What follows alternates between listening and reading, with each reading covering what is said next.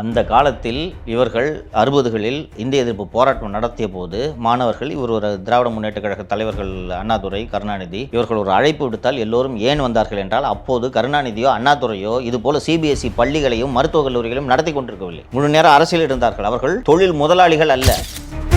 திமுகவினர் நடத்தும் பள்ளிகளில் ஏன் இந்தி சொல்லித் தருகிறார்கள் என்றால் அது மத்திய அரசின் பாடத்திட்டம். அதாங்க, ஏன் மத்திய அரசின் பாடத்திட்டத்தை ஏன் உங்க ஸ்கூல்ல சொல்லி கொடுக்குறீங்கன்னு தான் கேட்குறோம். அப்போ பணம் சம்பாதிக்கிற நோக்கத்துக்கு தான் நீங்க பள்ளியே நடத்துறீங்க. தன்னுடைய குழந்தைகளுக்கு ஹிந்தியும் கற்றுக் கொடுக்கக்கூடிய பள்ளிகளாக தேர்ந்தெடுக்கும் போது அந்த பெற்றோர்களையும் குழந்தைகளையும் கவர்வதற்காக இவங்கெல்லாம் வந்து ஸ்டேட் போர்ட் சிலபஸ் இருக்க ஒரு ஸ்கூலாக நடத்திட்டு இருக்காங்க. அதுதான் வருமானம். சிபிஎஸ்சின்னா பெற்றோர்கள்லாம் வந்து செல்வ செழிப்பான பெற்றோர்கள் சிபிஎஸ்சி ஸ்கூலில் புள்ள படிக்கணுன்ட்டு தான் ஆசைப்படுறாங்கன்னா இவ்வளோ தூரம் எதுக்கு இவ்வளோ தூரம் பேசிக்கிட்டு? பள்ளிக்கல்வித்துறை அமைச்சரின் பிள்ளை என்ன மொழி படிக்கிறார்? பிரெஞ்சு. தமிழ் ரொம்ப டஃப் அப்படின்னு சொல்லி நகைப்புக்குரியதா இல்லையா நீங்க பேசுறது? அப்போ உங்க வீட்டு பிள்ளைங்கள்லாம் பிற மொழிகளை படிக்கணும், மற்றவங்க படிக்கக்கூடாது. சாம்சங் நிர்வாகம் ஒரு 5 அல்லது 6 தொழிலாளிகளை மீது நாங்கள் ஒழுங்கு நடவடிக்கை கட்டாயமாக எடுப்போம்னு சொல்றாங்க. என்ன ரீசன்னா, செகண்ட் ஃப்ளோர்ல மேனேஜ்மெண்ட் ஆஃபீஸர் தாக்குதல் பண்ற மாதிரி இவர்கள் வந்தாங்க. ஆந்திராவில் இருக்கக்கூடிய தெலுங்கு தேசம் கட்சியின் ஆதரவில் தான் இன்னைக்கு மத்திய அரசு நடக்குது. உற்றுவாரா சந்திரபாபு நாயுடு? அதான் சார், அது அவங்களோட ஆதரவில் இருக்கிறதுனால மத்திய அரசே வந்து தென் இந்தியாவுக்கு என்ன மாதிரியான சிக்கல்கள் வர எந்த ஒரு ஸ்கீமையும் இங்கே எடுத்துட்டு வர மாட்டாங்க. இந்த டென்யூர்ல வராது, 29 வரைக்கும் வராது. ரைட்டுங்களா? வந்தா நாயுடு சும்மா இருக்க மாட்டார். அவர் ஊர்ல தொகுதி குறைஞ்சிச்சுன்னா பரவாயில்லன்ட்டு அவர் சொல்றது அந்த ஊர் மக்கள் ஏத்துக்கிட்டு இருப்பாங்களா? அப்போ உடனடியாக வராதில்ல, 29 வரைக்கும் வராதில்ல. இப்போ எதுக்கு எடுக்கிறீங்க? மோசடி தானே இது. தவறு என்பதற்கு பதிலாக இப்படி எடுத்துக்கலாம் சார். அதுக்கு ஏன் 24ல் நீங்கள் கூட்டணி முடிச்சிங்கன்னு ஒரு கேள்வி இருக்குல்ல. சிறுபான்மையினர் வாக்குகள் வரும் என்பதற்காக கூட்டணியை முறித்தேன். அப்போது விஜய் என்ற ஃபேக்டரி இல்லை, அதனால் கூட்டணியை முறித்தேன். இப்போ விஜய் வருவதால் சிறுபான்மை ஓட்டு வந்து எங்களுக்கு வந்துருமா? இல்லை விஜய் வர்றாருன்றதுக்கு என்ன கேரண்டி? விஜய்க்கு பதிலாக பீகாரில் ஒருவர் பேசியதை பற்றி தான் விரிவாக பேசினோமே. விஜய் வந்தார்னா எனக்கு பிஜேபி வேணாம், விஜய் வரேன்னு சொன்னாரா? விஜய் 1/3 சீட்டு வேணும், டெப்டி சிஎம் வேணும்னு கேட்டாருன்னா பிஜேபியில் அப்படி ஒரு கோரிக்கை வைப்பாங்களா? நீங்கள் சொல்கிறது முடிவை மாற்றி எடுக்கிறீங்க. பாரதிய ஜனதா கட்சியோட கூட்டணியே இல்லை என்று சொல்லிவிட்டு இப்போது கூட்டணி வைக்கிறீர்கள். இந்த பேர்லாம் வரும் கூட ஒரு 50 சீட்டு வர்றது முக்கியமா, பேர் முக்கியமா? விஜய் அவர்கள் எதிர்கட்சியாக உருவாவதற்கு வாய்ப்பு இருக்கிறதா என்று விஜய் தரப்பில் இருக்கக்கூடிய நண்பர்களிடம் பேசும்போது அவர்கள் சொன்னது என்னவென்றால், அவர் சொன்னது என்ன? அது மேடையிலே சொன்னார்ல, 40 சீட்டுகளுக்காம கட்சி ஆரம்பிச்சிருக்கோம், உங்களுக்கு அவ்வளோ தான் தருவான் இருப்பாங்க. சரி, அதுவும் நியாயமாத்தனமா இருக்கு. அதுக்கு நீங்கள் எந்த அளவுக்கு பலமாக இருக்கீங்கன்னு பார்க்கணும்ல. பாயிண்ட். நீங்க சொன்னது போல திமுகவில் இருந்து கூட்டணி கட்சிகள் எடப்பாடி கூப்பிட்டே வரல, விஜய் கூப்பிட்டு வந்துருவாங்களா? பிஜேபி கட்சியில் ஒரு மூத்த தலைவர் சொன்னார், செங்கல்பட்டு தாண்டா கட்சியே கிடையாதுங்க, நீங்க மெட்ராஸ்ல ஏதோ நாங்க வச்சு கொடிய கட்டிட்டு ஓட்டிட்டு இருக்கோம். அவர்களுக்கு தெரியும்ல, தனிப்பட்ட முறையில் பேச சொல்லுவாங்க, செங்கல்பட்டு தானே கூட்டம் போட்ட ஆள் வர மாட்டாங்க, கட்சி நிர்வாகிகள் கூட்டம் போட்ட வர மாட்டாங்களா? ஏன்னா அந்த கட்சியை பொறுத்த வரைக்கும் அரசியல் நடவடிக்கை என்றால் ட்வீட் போடுறது தான். முன்னாலே வந்து அவர் தனியாலாம் வரல, அவங்க அப்பா மூலமாக வந்தார். இந்த மாதிரி ஒரு அப்பாவாக அதிமுக ரொம்ப அதுக்கப்புறம் வந்து நீங்க செய்யும் அரசியலை பொறுத்து நீங்க முதல்வராக பங்கு பிரிச்சு கொடுன்னு போங்க. வணக்கம் சவுக்கு மீடியா நேயர்களே. இந்திய அரசியல் அரட்டில் பல்வேறு சமூக மற்றும் அரசியல் நிகழ்வை பற்றி பேச இருக்கிறோம். வாருங்கள். வணக்கம். வணக்கம் சார். கிளாம்பாக்கத்தில் வந்து ஏற்கனவே சிக்கல் இருந்துச்சு, போதுமான அளவுக்கு கட்டமைப்பு பண்ணாமலே வந்து அங்கேருந்து பஸ் எல்லாம் துவங்க ஆரம்பிச்சிட்டாங்க அப்படின்ற மாதிரி விஷயங்கள் இருந்துச்சு. இப்போ வந்து அந்த கிளாம்பாக்கத்தில் ஃபுட் ஓவர் பிரிட்ஜ் அப்படின்னு சொல்லுவாங்கள்ல, அது இல்லை அப்படின்ற குற்றச்சாட்டு எழுந்திருக்கு. இது என்ன விவரம் சார்? நான் சொல்கிறேன், இந்த கிளாம்பாக்கம் பற்றி நாம் தான் தொடர்ந்து பேசிகிட்டு இருக்கோம். அதுதான் இன்றைக்கி வெளியூர்களுக்கு தென் தமிழகத்துக்கு செல்லக்கூடிய பேருந்துகள் அத்தனையும் அங்கேருந்து தான் புறப்பட வேண்டும்னு உத்தரவு போட்டு ஆம்னி பேருந்துகள் உட்பட அங்கே தான் போயிட்டுருக்காங்க. இப்போது அங்கே அந்த பேருந்துகளிலிருந்து வந்து இறங்கும் மக்கள் மற்றும் அந்த பேருந்து நிலையத்திற்கு வரக்கூடிய மக்கள் வரும்போது கூட அந்த பக்கம் வந்துடுவாங்க, போகிறதுக்கு இந்த பக்கம் கிராஸ் பண்ணி போகணும். அது NH, முக்கியமான தேசிய நெடுஞ்சாலை. அந்த NHல் போய் இந்த மாதிரி அந்த பேருந்து நிலையம் கட்டியிருக்காங்கன்னா மக்கள் கிராஸ் பண்ணுறதுக்கு ஒரு ஃபுட் ஓவர் பிரிட்ஜுன்றது அவசியம். இப்போ நீங்கள் சென்ட்ரல் ரயில் நிலையத்தெல்லாம் பார்த்தீங்கன்னா அண்டர் கிரவுண்டில் இருக்குது சப்வே. இங்கே அது போல் இப்போ சப்வே போட முடியாது. இந்த NHஐ நிறுத்திட்டு சப்வே போடுற வேலையை இங்கே செய்யக்கூடிய முடியாத நிலை. ஃபுட் ஓவர் பிரிட்ஜு போடலாம். ஃபுட் ஓவர் பிரிட்ஜும் இல்லாமல் இந்த சிக்கல் இருப்பதனால அந்த பேருந்து நிலையத்தில் இருக்கக்கூடிய மக்கள் சாலை வழியாக ரோட்டை கிராஸ் பண்ணுறாங்க. இதன் காரணமாக பெருமளவு போக்குவரத்து தடைபடுகிறதுன்ட்டு தான் இன்றைக்கி இந்தியன் எக்ஸ்பிரஸில் வந்திருக்கக்கூடிய செய்தி குறிப்பிடுகிறது. ஆமாம், இந்த பஸ் ஸ்டாண்டு ஸ்டார்ட் பண்ணதுலேருந்தே போதுமான தயாரிப்பு வேலைகள் இல்லாமல் இந்த பேருந்து நிலையத்தை உருவாக்கியிருக்கிறார்கள்ன்றது தான் தொடர்ந்து நம்ம வலியுறுத்திட்டு வரோம். இது கூடுதலாக இன்றைக்கி எக்ஸ்பிரஸில் வந்திருக்கக்கூடிய செய்தி குறிப்பிடுகிறது. கொள்ளையடிப்பதில் காட்டும் முனைப்பை அமைச்சர் திரு சேகர்பாபு அவர்கள் மக்களுக்கு வசதி ஏற்படுத்தி தருவதிலும் செலுத்த வேண்டும்ன்றது தான் இந்த நேரத்தில் இது கோரிக்கையாக வைக்கிறோம். அந்த மாதிரி வந்து லைக் அந்த பஸ் ஸ்டாண்டு இருக்கிற இடமே வந்து 2 பிரிட்ஜ் இருக்கும், இறங்கும். பிரிட்ஜிலேருந்து லைக் நீங்கள் ஆக்சிலேட் பண்ணி மேலே இருந்து கீழே வந்தீங்கன்னா பிரேக் பிடிக்க முடியாது. ஆ ஓகேங்களா? வண்டி அப்போ நிறுத்துறது கஷ்டம். திடீர்னு யாரோ கிராஸ் பண்ணும்போது பசங்களை கூட்டிகிட்டு கிராஸ் பண்ணுவீங்க. பசங்க குழந்தைங்க புசுக்குன்னு ஓடிடும் சமயத்தில். இது எவ்வளோ ஆபத்து. குட்டோல் பிரிட்ஜ்னா அவங்க பாட்டு ஏறி போயிட்டுருக்க போகிறாங்க. அண்ட் அந்த என்ஹெச் வாகனங்கள் தடைப்படும், வேகம் தடைப்படும். திடீர்னு நீங்கள் சொல்லுவது போல் விபத்துகள் ஏற்படுறதுக்கான சாத்தியக்கூறுகள் இருக்குது. இதெல்லாம் ஒரு காமன் சென்ஸ் இல்லையா? இதை வந்து பத்திரிகையில் எழுதி தான் உங்களுக்கு தெரியணுமா? ஒரு பேருந்து நிலையம் கட்டுறீங்க, என்ஹெச்சுகளில் கட்டக்கூடிய பேருந்து நிலையம் இப்போது அந்த என்ஹெச்லேருந்து பிரிந்து போய் உட்புறமாக அமைந்திருக்கக்கூடிய பேருந்து நிலையம்னா இந்த ஃபுட்ஓவர் பிரிட்ஜுன்ற கொஸ்டின்லாம் எழப்போவதில்லை.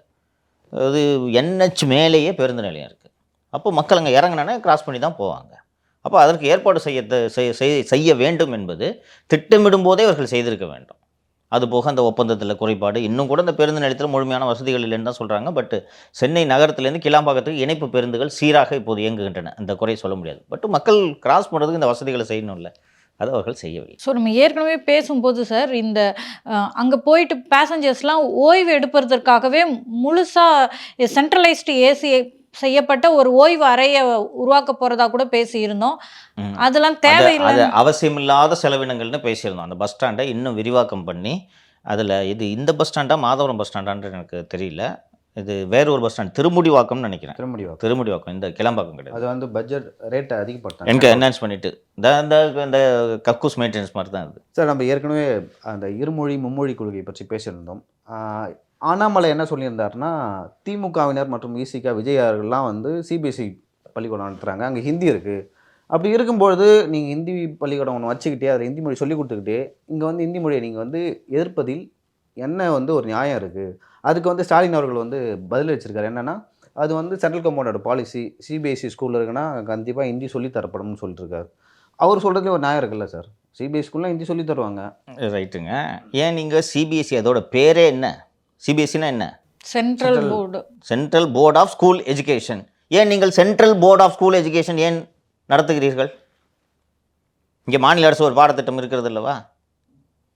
ஸ்டேட் போர்டோட பாடத்திட்டம் இருக்குல்ல, தமிழ்நாடு அரசின் பாடத்திட்டம் என்று ஒன்று இருக்கிறது அல்லவா? திமுகவினர் நடத்தும் பள்ளிகளில் சிபிஎஸ்சி பாடத்திட்டத்தை ஏன் நீங்கள் தேர்ந்தெடுக்க வேண்டும்? இன்னும் நீங்கள் உங்களை போன்ற மொழி பற்றாளர்களை நீங்கள் எங்கேயும் பார்க்க முடியாது இல்லையா? மொழிக்காக உயிரையும் கொடுப்போன்ட்டு இப்போ கூட சிஎம் சொன்னாருன்னு நினைக்கிறேன்.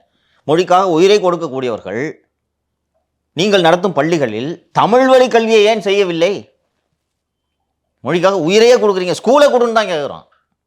உயிரெல்லாம் உங்கள்கிட்ட யாரும் கேட்கல, வச்சுக்க நீங்கள் உங்கள் உயிரை, அதை வச்சுக்கிட்டு 10 நிமிஷம் பிரயோஜனம் வேறு இல்லை. ஸ்கூலை நடத்துங்க, தமிழுக்காக இந்த ஸ்கூலை கொடுங்க. இன்னொன்று, இந்த காலத்தில் இதெல்லாம் எடுபடாது. அந்த காலத்தில் இவர்கள் 60களில் இந்திய எதிர்ப்பு போராட்டம் நடத்திய போது மாணவர்கள், இவர் ஒரு திராவிட முன்னேற்ற கழக தலைவர்கள் அண்ணாதுரை, கருணாநிதி, இவர்கள் ஒரு அழைப்பு விடுத்தால் எல்லோரும் ஏன் வந்தார்கள் என்றால், அப்போது கருணாநிதியோ அண்ணாதுரையோ இதுபோல் சிபிஎஸ்சி பள்ளிகளையும் மருத்துவக் கல்லூரிகளையும் நடத்தி கொண்டிருக்கவில்லை. முழு நேரம் அரசியல் இருந்தார்கள். அவர்கள் தொழில் முதலாளிகள் அல்ல. 10 மெடிக்கல் காலேஜ் வச்சுக்கிட்டு, 4 காலேஜ் வச்சுக்கிட்டு, இன்ஜினியரிங் காலேஜ் வச்சுக்கிட்டு, ஒரு 10 சிபிஎஸ்சி ஸ்கூல் வச்சுக்கிட்டு, அதில் ஹிந்தி சொல்லி கொடுத்துக்கிட்டு, இருமொழி கொள்கை தமிழுக்காக உயிரை கொடுப்பானா சிரிப்பான் இந்த தலைமுறை இளைஞன். அன்றைக்கி கருணாநிதி திரைப்படத்தில் கதை வசனம் எழுதுவதை தவிர பள்ளி கல்லூரி வச்சுருந்தாரா? இன்றைக்கி நீங்கள் என்ன பண்ணுறீங்க? மும்மொழி தேவையில்லை, இந்தி அறைக்கு ஒழிக என்றெல்லாம் பேசிக்கிட்டு உங்களோட பள்ளியில் அந்த இந்தி அறைக்கை தான் குடி வச்சுக்கிட்டு இருக்கீங்க. இவர் சொல்கிற பதிலை பாருங்களேன். திமுகவினர் நடத்தும் பள்ளிகளில் ஏன் இந்தி சொல்லித் தருகிறார்கள் என்றால், அது மத்திய அரசின் பாடத்திட்டம். அதாங்க, ஏன் மத்திய அரசின் பாடத்திட்டத்தை ஏன் உங்கள் ஸ்கூலில் சொல்லிக் கொடுக்குறீங்கன்னு தான் கேட்குறோம். அப்போ பணம் சம்பாதிக்கிற நோக்கத்துக்கு தான் நீங்கள் பள்ளியே நடத்துகிறீங்க. உண்மையிலே தமிழை வளர்க்க வேண்டும் என்பது உங்களது நோக்கமாக இருந்தால், நீங்கள் நடத்தும் அத்தனை பள்ளிகளிலும் தமிழ் வழி கல்வி என்பதை நீங்கள் அறிவித்திருப்பீர்கள் இல்லையா? அப்போ நீங்கள் நாடகம் போடுறீங்க. இப்போது நடந்து கொண்டிருக்கக்கூடிய இந்த தொகுதி மறுசீரமைப்புக்கான அனைத்து கட்சி கூட்டமும் இது போன்ற ஒரு நாடகம் என்று தான் நான் பார்க்கிறேன். நம்ம ஏற்கனவே விரிவாக இதை பற்றி பேசிட்டோம், அதனால் அது உள்ளே போக விரும்பலை. தொகுதி மறுசீரமைப்பில் தமிழகம் மற்றும் தென் மாநிலங்கள் வஞ்சிக்கப்பட போகின்றன என்பதில் சந்தேகம் இல்லை. இது தெலுங்கானா முதல்வருக்கு தெரியாதா? கேரள முதல்வருக்கு தெரியாதா? ஆந்திர முதல்வருக்கு தெரியாதா? நான் சொன்னேன், ஞாபகம் இருக்கா? இன்னும் 25 வருஷம் ஆள போகிறோம். அண்ணாதுரை மாதிரி ஒரு இந்த மாநில உரிமைகள் போராட்டத்தை முன்னெடுத்தார் ஸ்டாலின் என்பது வரலாற்றில் பதிவு செய்ய வேண்டும்ன்றதுக்காக இவங்க தான் ஆரம்பிச்சிருக்காங்க. அதான் சொன்னோம், சென்சஸ் எடுக்கணும். சென்சஸ் இன்னும் தொடங்கலை. தொகுதி மறுசீரமைப்பு உடனடியாக நடக்கப் போவதில்லை. இப்போ மத்திய அரசுலேருந்து ஏதாவது அறிவிப்பு வந்திருக்கு, இந்த மாதிரி பண்ண போகிறாங்கன்ட்டு. இருந்துச்சுன்னா ஓகே. இப்போ எதுக்கு எடுக்கிறீங்கன்னு தான் என்னோட கேள்வி. இப்போது இன்று அனைத்து கட்சி கூட்டம் நடத்துவதற்கான தேவை என்ன? அவசரமா? இவர்களுடைய பிரச்சனைகளிலிருந்து திசை திருப்புவதற்காக தான் இந்த வேலையே செய்கிறார்கள். இன்றைக்கி எல்லாரும் பேசிகிட்டு இருக்காங்களா டீலிமிட்டேஷன்? இன்றைக்கி ஒரு விஜய் அறிக்கை வெளியிட்டு விட்டார். ஸோ அனைவரது கவனத்தையும் திசை திருப்பதற்கு தான் இந்த வேலையை செய்கிறார்கள் என்று நான் பார்க்கிறேன். ஸோ லாங்குவேஜ் அப்படின்றது வரும்போது பேரண்ட்ஸ் செல்வ செழிப்பாக இருக்க அந்த பேரண்ட்ஸ் வந்து தன்னுடைய குழந்தைகளுக்கு ஹிந்தியும் கற்றுக் கொடுக்கக்கூடிய பள்ளிகளாக தேர்ந்தெடுக்கும் போது அந்த பெற்றோர்களையும் குழந்தைகளையும் கவர்வதற்காக இவங்கெல்லாம் வந்து ஸ்டேட் போர்ட் சிலபஸ் இருக்க ஒரு ஸ்கூலாக நடத்திட்டு இருக்காங்க. அதுதான் வருமானம். சிபிஎஸ்சின்னா பெற்றோர்கள்லாம் வந்து செல்வ செழிப்பான பெற்றோர்கள் சிபிஎஸ்சி ஸ்கூலில் புள்ள படிக்கணுன்றது ஆசைப்படுறாங்கன்னா இவ்வளோ தூரம் எதுக்கு இவ்வளோ தூரம் பேசிக்கிட்டு? பள்ளிக்கல்வித்துறை அமைச்சரின் பிள்ளை என்ன மொழி படிக்கிறார்? ஃப்ரெஞ்ச். அப்புறம் தமிழ் ரொம்ப டஃப் அப்படின்னு சொல்லி நகைப்புக்குரியதா இல்லையா நீங்கள் பேசுகிறது? அப்போ உங்கள் வீட்டு பிள்ளைங்கள்லாம் பிற மொழிகளை படிக்கணும், மற்றவங்க படிக்கக்கூடாது. இப்போ சாம்சங் தொழிலாளர்கள் அந்த வேலை நிறுத்தத்தை பற்றி நம்ம தொடர்ந்து பேசிட்டு வரோம். பேசிட்டு வரும்போது இன்றைய தினம் வந்து ஒரு செய்தி வந்திருக்கு. அதாவது திரும்ப நாங்கள் வேலைக்கு தரோம், நீங்கள் அப்பாலஜி லெட்டர் எழுதி கொடுக்கணும், அந்த மாதிரி வந்து ஒரு டிமாண்ட் வச்சுருக்காங்க. ஸோ அந்த டிமாண்ட் எப்படி பார்க்குறீங்க? இந்த டிமாண்டை வந்து சாம்சங் வைக்கிறதுக்கான காரணம் அப்படி வந்து எழுதி கொடுத்துட்டு திரும்ப போராட்டம் நடத்தினா அவங்க மேலே வந்து எந்த ஆக்ஷன் வேணால் எடுக்கலாம் அப்படின்றதுக்கு வந்து இந்த லெட்டரா என்ன காரணம்? அதுக்கு பின்னாடி இருக்கிற காரணம் இல்லையோ? இந்த பிரச்சனையை மேலும் மேலும் இந்த பிரச்சனை சிக்கலாகி கொண்டே இருக்கிறது. அரசு கண்டும் காணாமல் இருக்கிறது. இன்றைக்கி கிட்டத்தட்ட ஒரு இடியாப்ப சிக்கலுக்கு போயிடுச்சு. இன்றைக்கி எக்ஸ்பிரஸில் மட்டும்தான் அது வந்திருக்குன்னு நினைக்கிறேன். சாம்சங் நிர்வாகம் ஒரு 5 அல்லது 6 தொழிலாளிகளை மீது நாங்கள் ஒழுங்கு நடவடிக்கை கட்டாயமாக எடுப்போம்னு சொல்கிறாங்க. என்ன ரீசன்னா, 2nd ஃப்ளோரில் மேனேஜ்மெண்ட் ஆஃபீஸை தாக்குதல் பண்ணுற மாதிரி இவர்கள் வந்தாங்க. அவர்கள் மீது நாங்கள் ஒழுங்கு நடவடிக்கை எடுப்போம் அப்படின்னு சாம்சங் நிர்வாகம் தரப்பில் சொல்லுது. இவர்கள் தரப்பில் ஒழுங்கு நடவடிக்கை எடுக்கக்கூடாது அப்படின்ட்டு தொழிலாளிகள் தரப்பில், சங்கம் தரப்பில் சொல்லப்படுகிறது. அதற்கு சாம்சங் நிர்வாகம் தரப்பில் சரி நாங்கள் ஒழுங்கு நடவடிக்கை எடுக்கல, அத்தனை தொழிலாளிகளும் நாங்கள் வேலை நிறுத்தத்தில் சமயத்தில் வன்முறையில் ஈடுபட்டது தவறு, இனி அதுபோல் ஈடுபட மாட்டோம்னு சொன்னீங்கன்னா அவங்க மேலேயும் ஒழுங்கு நடவடிக்கை எடுக்கல. இது தெரியுது அவங்களுக்கு சிக்கல். என்ன சொல்கிறாங்க, இங்கே 4 பேர் மேலே எடுக்கக்கூடாதுன்னா எல்லாரும் அப்பாலஜி லெட்டர் எழுதி கொடுங்க. இப்போ சிஐடி என்ன சொல்லுதுன்னா, நாங்கள் திருப்பி வேலை நிறுத்தத்தை தொடர்கிறோம்னு சொல்லுது. எவ்வளோ நாளாக நம்ம பேசிகிட்டு இருக்கோம். இது தொடர்ந்துக்கிட்டே இருக்குது. கண்டும் காலமாக இப்போ இவருக்கு சிஎம்க்கு இப்போது இந்த தொகுதி மறுசீரமைப்பு என்பது இப்போது நீங்கள் 26 வருதுன்னா கூட நீங்கள் கூட்டம் நடத்துறதுல அர்த்தம் இருக்குது. எப்போ வரப்போகுதுன்னே தெரியல. இன்றைக்கி இப்போ இந்த நிகழ்ச்சியில் பேசிய முதல்வர் என்ன சொல்கிறாருன்னா, 30 ஆண்டுகளுக்கு தொகுதி மறுசீரமைப்பு செய்ய மாட்டோம் என்று பிரதமர் பாராளுமன்றத்தில் உறுதிமொழி அளிக்க வேண்டும்ன்றார். ஏன்னா அடுத்த வாரமாக நடக்க போகுது இது. அதுக்கு அனைத்து கட்சி கூட்டத்தை கூட்டுறீங்க. இந்த தொழிலாளிகளோட வேலை நிறுத்தம் இப்படி தொடர்ந்துக்கிட்டு இருக்கே, குறைந்தபட்சம் இதை தீர்ப்பதற்கு நடவடிக்கை எடுக்க வேண்டும்ன்றது உங்களுக்கு தோணுதா? எது தலையாய பிரச்சனை இன்றைக்கி? தொகுதி மறுசீரமைப்பு இன்றைக்கி அவசர பிரச்சனை கிடையாது. அவசர பிரச்சனை தீர்த்து விட்டீர்களா நீங்கள்? தொகுதி ஏன் இந்த மற்ற முதல்வர்களுக்கெல்லாம் தெரியாதா? ஏன் அவங்களாம் அமைதியாக இருக்காங்க? எனக்கு சொல்லுங்கள். எனக்கும் தெரியல, நீங்கள் சொல்லுங்கள். அவங்களுக்கு தானே தொகுதி போகுது. அன்றைக்கி பட்டியல் படித்தேன்ல, அவங்களுக்கு தானே தொகுதி போகுது. ஆந்திராவுக்கும் அதிகமாக போகுது. இன்னொன்று அவங்க ஆந்திர அரசின் ஆந்திராவில் இருக்கக்கூடிய தெலுங்கு தேசம் கட்சியின் ஆதரவில் தான் இன்றைக்கி மத்திய அரசு நடக்குது. விட்டுருவாரா சந்திரபாபு நாயுடு? அதான் சார், அது அவங்களோட ஆதரவில் இருக்கிறதுனால மத்திய அரசே வந்து தென் இந்தியாவுக்கு என்ன மாதிரியான சிக்கல்கள் வர எந்த ஒரு ஸ்கீமையும் இங்கே இந்த டென்யூரில் வராது. 29 வரைக்கும் வராது. ரைட்டுங்களா? வந்தால் நாயுடு சும்மா இருக்க மாட்டார். அவர் ஊரில் தொகுதி குறைஞ்சிச்சுன்னா பரவாயில்லன்ட்டு அவர் சொல்கிறது அந்த ஊர் மக்கள் ஏற்றுக்கிட்டு இருப்பாங்களா? அப்போ உடனடியாக வராதில்ல, 29 வரைக்கும் வராதில்ல. இப்போ எதுக்கு எடுக்கிறீங்க? மோசடி தானே இது. அது அவசரமா, சாம்சங் அவசரமா? இந்த செய்தி படிச்சிங்கன்னா தெரியும். அது பார்த்தீங்களா? இதில் எது அவசரம்? இப்போ தெரியுதா எவ்வளோ இது பண்ணுறாங்கன்ட்டு? இப்போ தெலுங்கானா முதல்வர் ஏன் அமைதியாக இருக்கிறார்? பினராயி விஜயன் ஏன் அமைதியாக இருக்கிறார்? சித்தராமையா இவங்கெல்லாம் வந்து நேரடியாக பிஜேபியை எதிர்க்கக்கூடியவர்கள் இல்லையா? இடதுசாரிகள் மற்றும் காங்கிரஸ். அவர்களுக்கெல்லாம் தெரியாமல் நீங்கள் ஏன் இவ்வளோ அவசரமாக போடுறீங்க? இல்லை, சீமான் எடுத்த நிலைப்பாடு தான் எனக்கு சரின்னு தோணுது. தமிழ் மாநில உரிமைகளுக்காக பேசக்கூடிய நாம் தமிழர் அமைப்பு நீங்கள் ட்ராமா பண்ணுறீங்கன்னு தெரிஞ்சுக்கிட்டு தான் அவங்க நாங்கள் இதில் கலந்து கொள்ளவில்லை என்ற நிலைப்பாட்டை அவர் எடுத்திருக்கிறார் என்று நான் புரிந்து கொள்கிறேன். இவங்க நரேட்டிவ் செட் பண்ணுறாங்க. எல்லா கட்சியும் எப்படி அதில் உழுது பார்க்குறீங்களா? இது ட்ராப்புன்னு நான் பார்க்குறேன். அது வரும்போது வரட்டும். இன்றைக்கி என்ன அவசரம்? ஏனென்றால் நீங்கள் மக்கள் பிரச்சனைகளிலிருந்து கவனத்தை திசை திருப்புவதற்காகத்தான் இந்த மறுசீரமைப்பு பிரச்சனையை கையில் எடுத்திருக்கிறீர்கள். மாநில உரிமைன்னு சொன்னால் மாநில உரிமை விட்டு கொடுத்துட்டா யாரும் பேச போகிறாங்க? எல்லாரும் ஆதரிச்சாகணும் இல்லையா? இதற்கான அவசியம் இப்போது என்ன, அவசரம் என்ன? அப்போ அந்த சித்தராமையாவை விட, சந்திரபாபு நாயுடுவை விட இவருக்கு தென் இந்தியாவின் நலன்கள் மீது அவ்வளோ அக்கறையா? அப்போ நான் கேட்குறது 26 வரப்போதா, 27 வரப்போதா? சந்திரபாபு நாயுடு நிச்சயமாக விட மாட்டார், இல்லைன்னா ஆதரவு வாபஸ்னு மிரட்டுவார். இப்போ எதுக்கு இப்போ இவ்வளோ அவசரம் பண்ணுறீங்க? இதுதான் கேள்வி. சார், மாநிலங்களவை உறுப்பினர் பதவி வந்து மிக விரைவாக காலியாக போகுது. அதில் 6 சீட்டில் வந்து பார்த்திங்கன்னா 4 சீட்டு திமுகவுக்கும் 2 சீட்டு அதிமுகவுக்கும் போகுது.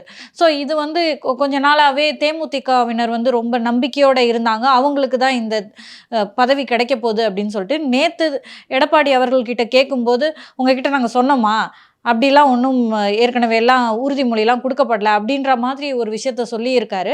ஸோ இதை நீங்கள் எப்படி சார் பார்க்குறீங்க? நீங்கள் என்ன சொல்கிறீங்க? ஏன்னா கடந்த வாரம் என்று நினைவு திருமதி பிரேமலதா பத்திரிகையாளர்களை சந்திக்கும் போது 24லே போடப்பட்ட ஒப்பந்தம்னு சொன்னாங்க. ஒப்பந்தம் இருக்கா இல்லையான்றது நமக்கு தெரியாது, இருக்கலாம், இல்லாமலும் இருக்கலாம். கூட்டணி கட்சி தான், கிடையாதுன்னு சொல்லிட்டாரு. அது ஒரு பத்திரிகையாளரை பார்த்து உங்கள்கிட்ட சொன்னோமா, எங்கே சொன்னா, இருந்தால் சொல்லுங்கள், நீங்களா ஒன்று சொன்னீங்கன்னா நாங்கள் பதில் சொல்லணுமா அப்படின்னு சொன்னார். கிட்டத்தட்ட இல்லைன்னு முடிவு பண்ணிக்கலாம். கூட்டணி கட்சிக்கு கொடுத்தா என்ன? ஏன் அப்படி சொன்னார்னு நினைக்கிறீங்க?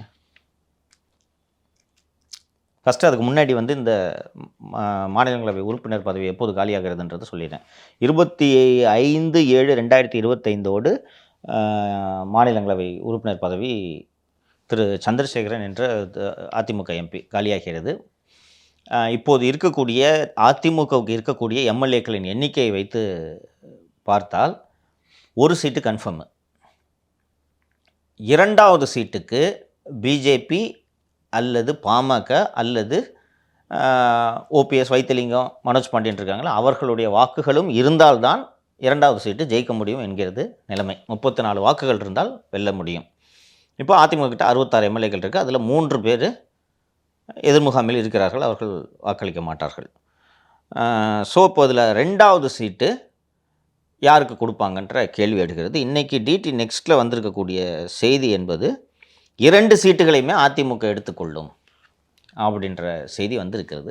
இந்த சூழ்நிலையில் பிரேமலதா தேமுதிகவுக்கு கிடையாது என்பதை கிட்டத்தட்ட அவர் அறிவித்து விட்டார் என்று தான் புரிந்து கொள்ள வேண்டும். நீங்கள் என்ன நினைக்கிறீங்க? அதான் சார், இப்போ தேர்தல்லாம் நெருங்குது. அந்த தேர்தலில் யார் தனக்கு உதவியாக இருப்பாங்களோ அவங்களுக்கு தான் ஒரு சீட்டு கொடுப்பாங்களோன்னு எனக்கு சரி, ரைட்டு. யார் உதவியாக இருப்பா? டிஎம்டிகே இல்லைனா பிஎம்கேவாக தான் இருக்க முடியும். ஏன் அவங்களுக்கு கொடுக்கணும்? சரி, இப்போ ரைட்டு. தேமுதிக 24லே கூட இருந்தாங்க. பாட்டாளி மக்கள் கட்சி 24ல் இறுதி நேரத்தில் கூட்டணி இல்லை என்று சொல்லிவிட்டு போய்விட்டார்கள் அல்லவா, இல்லையா? அப்போ தேமுதிக கொடுக்குறது தானே சரி. நெருக்கடியான நேரத்தில் உங்களுக்கு உதவி செய்தார்கள் அல்லவா? ஆனால் உறுதியை அவங்க அளிக்க வரல. என்னது நாங்கள் அழித்திருந்தாங்கன்னு ஒரு வாதத்துக்கு வச்சுக்கோங்க. இப்போ சொல்லுங்கள். அவர் தான் சொல்கிறாரு, நான் அந்த மாதிரிலாம் சொல்ல ஒரு அழித்திருந்தாங்கன்னு வச்சுக்கிட்டு நம்ம பேசுவோம். அதை தாண்டி நீங்கள் வந்து 2026 எலெக்ஷனில் தான் அதிமுக வந்து பார்க்குது. லைக் அவங்களுக்கு 2024 முக்கியம் இல்லை, 2020 அது முடிஞ்சு போனதை தாண்டி இப்போதைக்கு காலத்தில் யார் வெயிட்டாக இருக்கா, ஓட் பர்சன்டேஜ் யார் இருக்குது, யாருக்கு கொடுத்தா கூட்டணி வருவா, எந்த கட்சியோட கூட்டணி வச்சா நம்மளுக்கு வாக்கு வரும் அப்படின்னு சொல்ல ஒரு கணக்கு போட்டிருக்கலாம். எனக்கு தெரிஞ்சு அதை வந்து நீங்கள் பாமகவுக்கோ இல்லை அன்புமணி ராமசாவுக்கு கொடுக்க வாய்ப்பு இருக்குது. அப்படி இல்லைன்னா இது விஜய் கட்சிக்கு கொடுக்கறதுக்கான வாய்ப்பு இருக்குது. இந்த ஒப்பந்தத்தின் அடிப்படையில் அந்த கூட்டணி உறுதி செய்யப்படலாம் அப்படின்னு நான் நினைக்கிறேன். தேமுதிக கொடுக்காதது சரியாம்மா? அரசியல் அதுதானே சார். அதுதான் அரசியல், சரியாக சொன்னீங்க. இறந்த காலம் இல்லை, எதிர்காலம் தான் அரசியல். கரெக்டு. இப்போது ஒரு கூட்டணி வைக்கிறோம், நான் உங்களுக்கு ஒன்று தர்றேன், ஒரு சீட்டு தர்றேன். உங்களால் எனக்கு என்ன ஆதாயம்ன்றதை அரசியலில் யோசிப்பார்களா மாட்டார்களா? அதுதானே அரசியல். What are you bringing to the table? நேற்று நீங்கள் சொன்னது தான், அரிசி, நெல், உமி. அது மாதிரி பாட்டாளி மக்கள் கட்சியை சேர்ந்த திரு அன்புமணி அவர்களுக்கு கொடுத்தால் அவர்கள் 2026 அண்ணா திராவிட முன்னேற்ற கழகத்தோடு கூட்டணிக்கு வருவதற்கு சாத்தியக்கூறுகள் இருக்கின்றன. தேமுதிக கொடுத்தனா இதனால் என்ன பிரயோஜனன்றது யோசிப்பாங்களா மாட்டாங்க? இன்னொரு விஷயம் எப்படி பார்க்கலாம் சார், இப்போ வந்து எங்கள் கூட்டணிக்கு வந்து பாமக வரலனாலும் அதிமுகவுக்கு லாஸ் எதுவும் இல்லை, அது பாமகவுக்கு தான் லாஸ். அப்படி இருக்கும்போது கண்டிப்பாக பாமக வந்து அதிமுக பக்கம் வரும் தானே. ஏற்கனவே நீங்கள் பாஜகவோட நாடாளுமன்ற தேர்தலில் கூட்டணி வச்சிங்க, உங்களுக்கு என்ன லாபம்? உங்கள் வாக்கு பர்சன்டேஜ் போயிடுச்சு, நிறைய தொகுதிகளில் வந்து டெபாசிட் இழந்தீங்க. அட்லீஸ்ட் சௌமியா அன்புமணியாவது அதிமுகவோட கூட்டணி வச்சா வின் பண்ணிருக்கலாம், ஓகேங்களா. அப்படி இருக்கும்போது நான் என் விருப்பம் தான், நான் யாருக்கு வேணால் கொடுக்கலாம், ஓகேங்களா. அது வந்து என் கட்சிக்குள்ளேயே கொடுக்கலாம், இல்லை வந்து நான் விஜய் கட்சி கூட கொடுக்கலாம். அந்த ஒப்பந்தத்தின் அடிப்படையில் என் கூட்டணி அமையும். நான் இதை கொடுக்குறேன் அந்த கட்சிக்கு, நீங்கள் கூட்டணி வாங்க, நான் இன்னுமே வந்து நிறைய உங்களுக்கு பண்ணுறேன், ஃபேவர் பண்ணுறேன் அப்படின்னு சொல்லி எடப்பாடி பழனிசாமி சொல்லலாம். எந்த கட்சிக்கு? விஜய் கட்சிக்கே சொல்லலாம். எனக்கு வந்து நீங்கள் 2 ஆப்ஷன் பாருங்களேன். எனக்கு பாமக முக்கியமா, தாவக முக்கியமானா நான் தாவக தான் சூஸ் பண்ணுவேன். நானே சூஸ் பண்ணணும்னு வச்சுக்கேன். நான் ஒரு கட்சி வச்சுருந்தா நான் அப்படி தான் சூஸ் பண்ணுவேன். பாமகக்கு அதிமுக விட்டால் வேறு என்ன ஆப்ஷன் இருக்குன்னு நீங்கள் நினைக்கிறீங்க? Logical question. நீங்கள் பாஜக பிஜேபியோடு சேர்ந்து 3வது அணி அமைத்து அதிமுகவின் தோல்வியை உறுதி செய்தால்? சரி, நீங்கள் வந்து 2021 தேர்தலில் வந்து அவ்வளோ பிஜேபி எதிர்ப்பலை இருந்தது, அதெல்லாம் தாண்டி பாமக 5 எம்எல்ஏக்களை வெற்றி பெற்றாங்க, சட்டமன்ற உறுப்பினர்களை பெற்றாங்க. இப்போ இந்த தேர்தலில் வந்து நீங்கள் அதிமுக நின்னே வந்து நான் 5 தான் வெற்றி பெற்றிருக்கு.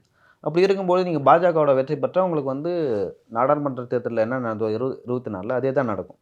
ஸோ நான் வந்து பாமகவை எப்படி வேணால் ஆட்டி வைக்கலாம், நீங்கள் வந்தாலும் வாங்க, விட்டாலும் விட்டுருங்க, எனக்கு வந்து தாவைக்கான ஒரு ஆப்ஷன் இருக்குது அப்படின்னு சொல்லிட்டு ஜூலை இறுதியில் வந்து அதை முடிவு செய்யலாம். எனக்கு தெரிஞ்சு இப்போயே டிசைட் பண்ண மாட்டாங்கன்னு நினைக்கிறேன். Very logical.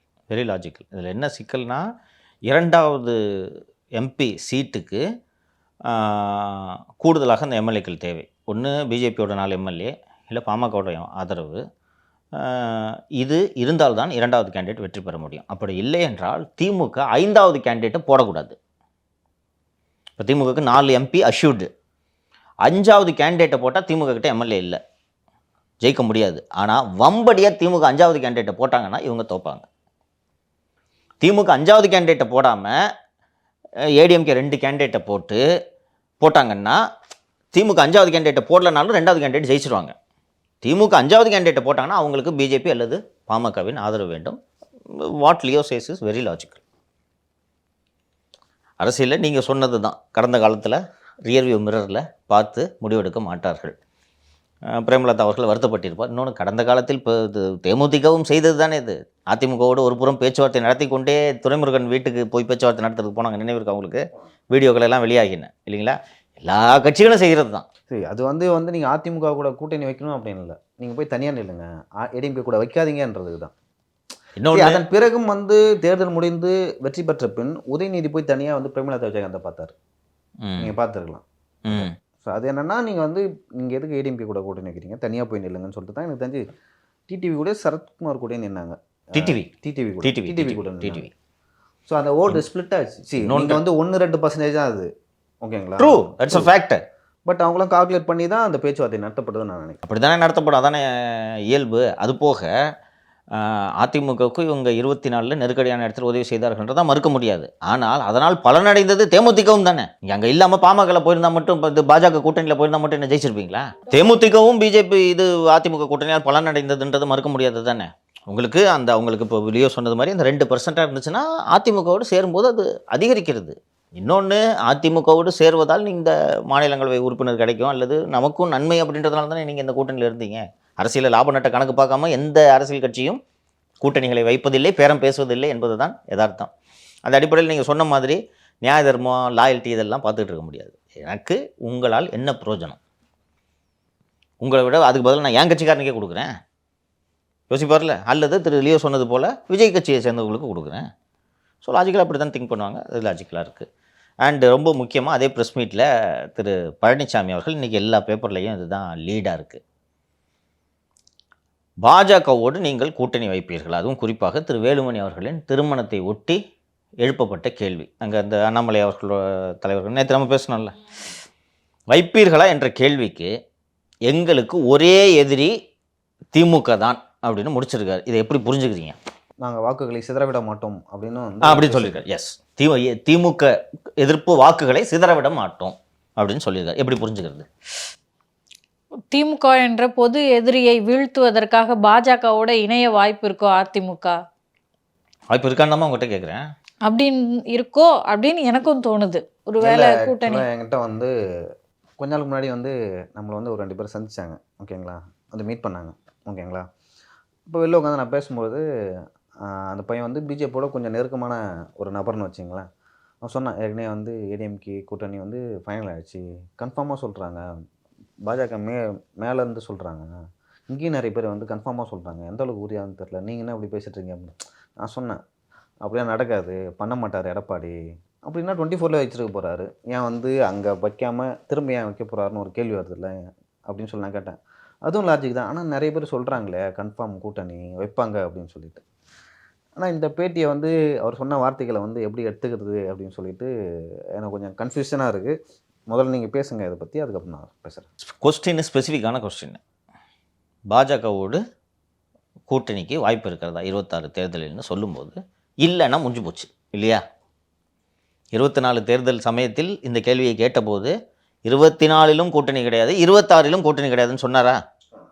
நேற்று இந்த கேள்வி ஸ்பெசிஃபிக்காக கேட்கும்போது திமுக தான் எங்களுக்கு பொது எதிரின்னு சொன்னாரா? என்ன அர்த்தம்? பாஜகவோடும் நாங்கள் கரம் கோர்க்க தயக்கமில்லை என்பதுதான் பொருள். சரி, இது சரியா எடப்பாடி பண்ணுறது? சொல்லுங்கள். மதவாத சக்திகளை தமிழகத்தில் காலூன்ற அனுமதிக்கலாமா? மதவாத கட்சியோடு கூட்டணி வைப்பது சரியா? இல்லை, அது சரி தவறு என்பதற்கு பதிலாக இப்படி எடுத்துக்கலாம் சார். அதுக்கு ஏன் 24ல் நீங்கள் கூட்டணி முடிச்சிங்கன்னு ஒரு கேள்வி இருக்குல்ல. சிறுபான்மையினர் வாக்குகள் வரும் என்பதற்காக கூட்டணியை முறித்தேன். அப்போது விஜய் என்ற ஃபேக்டரி இல்லை, அதனால் கூட்டணியை முறித்தேன். இப்போ விஜய் வருவதால் சிறுபான்மை ஓட்டு வந்து எங்களுக்கு வந்துருமா? இல்லை விஜய் வர்றாருன்றதுக்கு என்ன கேரண்டி? விஜய்க்கு பதிலாக பீகாரில் ஒருவர் பேசியதை பற்றி தான் விரிவாக பேசினோமே. விஜய் வந்தார்னா எனக்கு பிஜேபி வேணாம். விஜய் வரேன்னு சொன்னாரா? விஜய் 1/3 சீட்டு வேணும், டெப்டி சிஎம் வேணும்னு கேட்டார்னா பிஜேபியில் அப்படி ஒரு கோரிக்கை வைப்பாங்களா? கூட்டணி கூப்பிட்டா போதும் அந்த மனநிலையில் தான் அவங்க இருக்காங்க. சொல்கிற பேச்சு கேட்டுருப்பாங்களா? அன்றைக்கி தேனி கூட்டத்தில் பேசும்போது சொன்னார், அதிமுக ஒரு கப்பல், ஏறுறவங்க கரை சேர்ந்துடலாம் என்று சொன்னார். விஜய்கிட்ட கேட்டால் நானும் ஒரு கப்பல் வச்சுக்கிறேன். எப்போ பார்க்கணும், இப்போ தான் புதுசாக டாக்லேருந்து வெளில வந்துருக்குது இந்த கப்பல், உங்கள் கப்பலை விட பெரிய கப்பல் எங்களுது சொல்கிறாரு. அப்போ என்ன பண்ணுவார் அவர்? இல்லை, இங்கே வந்து அதிமுக தொண்டர்களாலே வந்து வைக்கப்படுற கோரிக்கை என்னென்னா பிஜேபியோட கூட்டணி வைக்காதீங்கன்றது தான். இல்லைப்பா, நான் I am not trying to justify Edappadi's decision. இல்லை, நானுமே வந்து ஜஸ்டிஃபை பண்ணல சார். நீங்கள் தொண்டர்களோட மன உணர்வுக்கு எதிராக செயல்படுறீங்கன்னா தொண்டர் இல்லை, நான் ஒரு கட்சி தலைவனாக இப்போ நான் தான்ப்பா எடப்பாடி, நான் உங்கள்கிட்ட செய்கிறேன். நான் ஜஸ்டிஃபை பண்ண ட்ரை பண்ணல. ஐ எம் ட்ரைங் டு ஏன் எடப்பாடி பழனிசாமி இந்த முடிவுக்கு வந்திருப்பார்ன்றதை புரிந்து கொள்வதற்காக நான் இதை பேசுகிறேன். நீங்கள் சொல்கிறது பழனிசாமிக்கு தெரியாதா? இந்த அதிமுகவின் தன்மை மற்றும் இந்த மண்ணின் தன்மைக்கு எதிரான கட்சி பாரதிய ஜனதா கட்சின்றது ஒரு பழனிசாமிக்கு தெரியாதா? சரி, கூட்டணி வைக்கல, மதவாத சக்திப்பா, ரைட்டா? அதிமுகவோட இப்போ லீவ் சொல்கிறது படி பார்த்தா அதிமுக தொண்டனின் உணர்வுக்கு எதிரான கூட்டணி பாரதிய ஜனதா கட்சி கூட்டணி, கரெக்டுங்களா? பாரதிய ஜனதா கட்சி தனியாக போட்டியிட்டால் கொங்குலையே அவங்கள தோக்கடிப்பாங்க, பரவாயில்லையா?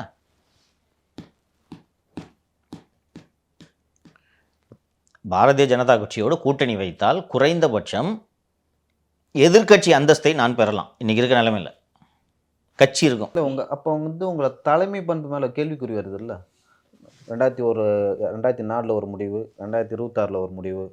உங்களை எப்படி தொண்டர்கள் நம்புவாங்க? நானே வந்து ஒரு ஜெனியூனான ஆள், ஒரு நடுநிலையான ஆளாக இருக்கானு ஃபேர் இனஃப் நான் எப்படி நம்புவேன்? அப்போ நீங்கள் வந்து பிஜேபி அழுத்தத்துக்கு பயந்தீங்களா? அப்போ நீங்களும் தெரிஞ்சவங்க ஒன்றும் இப்படி இந்த இன்டர்பிரிட்டேஷன்லாம் வரத்தான் செய்யும். ஆனால் கட்சியை காப்பாற்றணுமா வேண்டாமா? ஒரு கட்சி தலைவனாக எனக்கு இந்த கட்சியை காப்பாற்றணுன்ற கடமையும் இருக்கா இல்லையா?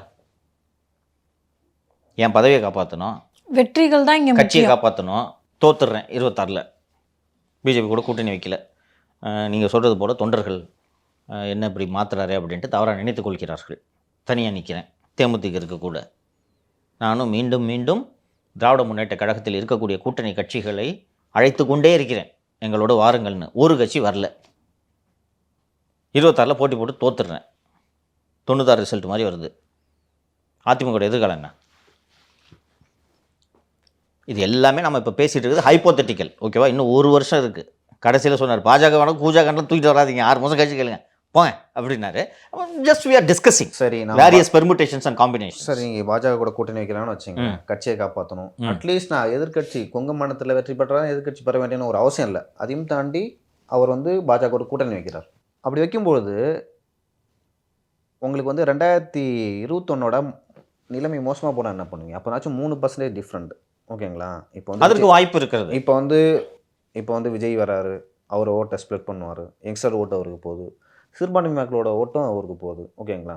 அப்படி பார்த்து திமுக கூட்டணி இன்னும் வலுவாக இருக்குது. நீங்கள் வந்து 1000 தான் திமுக கூட்டணியை வந்து நம்ம வந்து பேசினாலும் இன்னுமே வந்து அந்த கூட்டணி வந்து ஸ்ட்ராங்காக இருக்குது. ஒரு கட்சி கூட வந்து போல. அவங்க வந்து ஆளுங்கட்சிக்கு வந்து ஊதுகுழல் வாசிக்கிறாங்க, அவர்களோட அந்த விமர்சனங்களாக ஒரு புறம் இருக்கட்டும் இருக்கிறாங்க சொன்னாலும் அந்த கூட்டணி வந்து அப்படியே வச்சு தக்க வச்சிருக்காங்க. எஸ் அந்த மாதிரியான ஒரு நிலைமை உங்களுக்கு இல்லவே இல்லை. நீங்கள் வந்து ஒரு பெரிய கூட்டணி வைக்கணும்.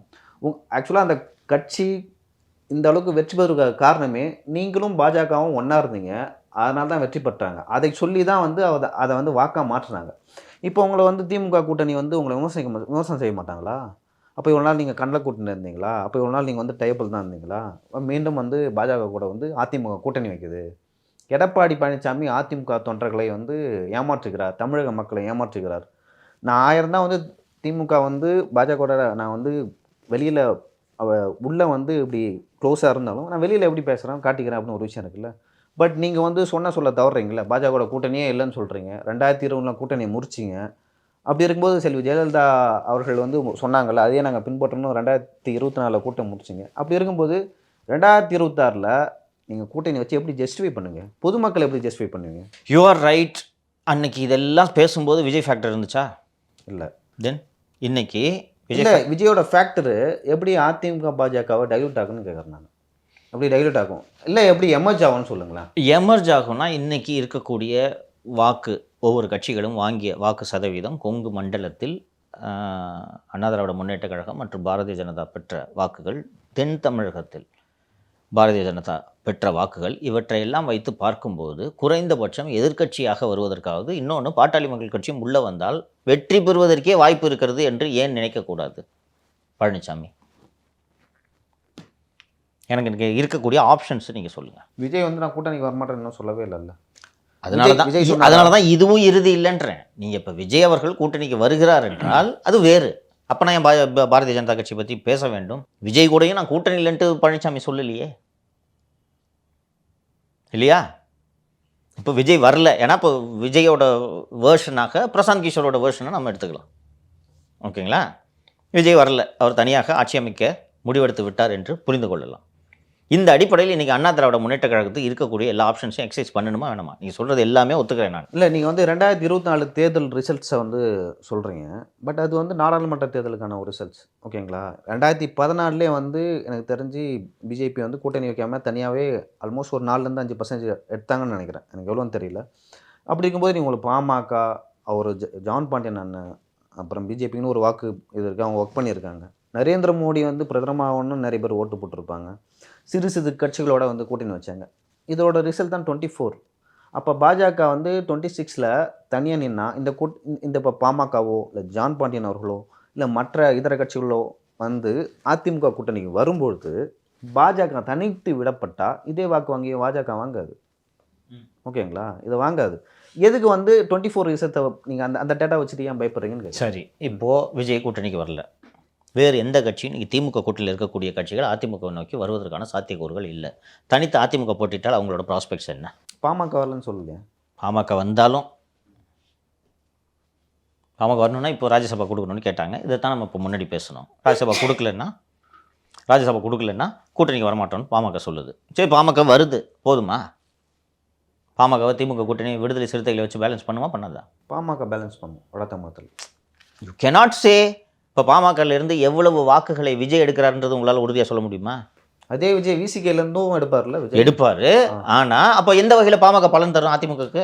உங்களுக்கு வந்து தலித் மக்களோட ஓட்டு வந்து ஸ்பிட் ஆகும். ஓகேவா? அந்த பாமக ஜாதி கட்சிக்கான ஓட்டு வந்து 5% அப்படியே இருக்கும். நீங்கள் உங்களுக்கு அந்த விசிகே ஓட்டு வந்து ஸ்பிட் ஆகும். அது அதிமுகவுக்கும் போகும், விஜய்க்கும் போகும். சரி, இப்போ உங்கள் லாஜிக் படியே வரேன் நான். இப்போ பாட்டாளி மக்கள் கட்சி மற்றும் அண்ணா திராவிட முன்னேற்ற கழகம் சேர்ந்தால் ஆட்சி அமைத்து விட முடியுமா? முடியாது. எதிர்கட்சியாக வர முடியுமா? வாய்ப்பு இருக்குது. எதிர்கட்சியாக வர முடியும். எத்தனை நம்பர்ஸ் வரும்? வட தமிழகத்தில் ஓரளவு செல்வாக்கு வெற்றி பெறுவதற்கான வாய்ப்பு இருக்குது. எவ்வளோ நம்பர் சொல்லுங்கள். நம்பர்ஸ் வந்து சொல்ல முடியாது சார். 20 கூட போகலாம், இல்லையா? அது ரிஸ்க்குன்னு தோணலையா உங்களுக்கு?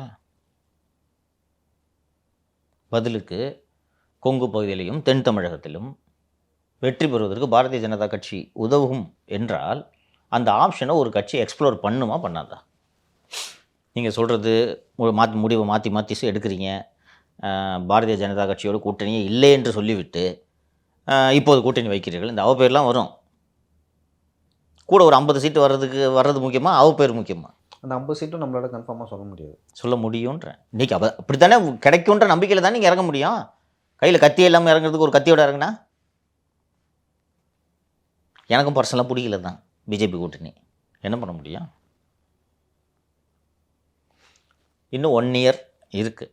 This is too early. இல்லை, பர்சனலாக நம்மளுக்கு பிடிக்குதோ இல்லையோ, நான் வாட் ஆல் தி ஆப்ஷன்ஸ்னு பேசுகிறேன். நீங்கள் சொல்கிறீங்க ஜெயிச்சா கேரண்டி இல்லைன்னு. இந்த பாருங்கள், பிஜேபிக்கு முக்குளத்தூர் சமூகத்தில் செல்வாக்கு இருக்கா? மொத்தமாக இல்லை, ஒரு சில ஏரியாவில் பாக்கெட்ஸில் இருக்குது. தேவேந்திர கூட வேளாளர்கிட்ட செல்வாக்கு இருக்கா? நாடார் சமூகத்தில் செல்வாக்கு இருக்கா?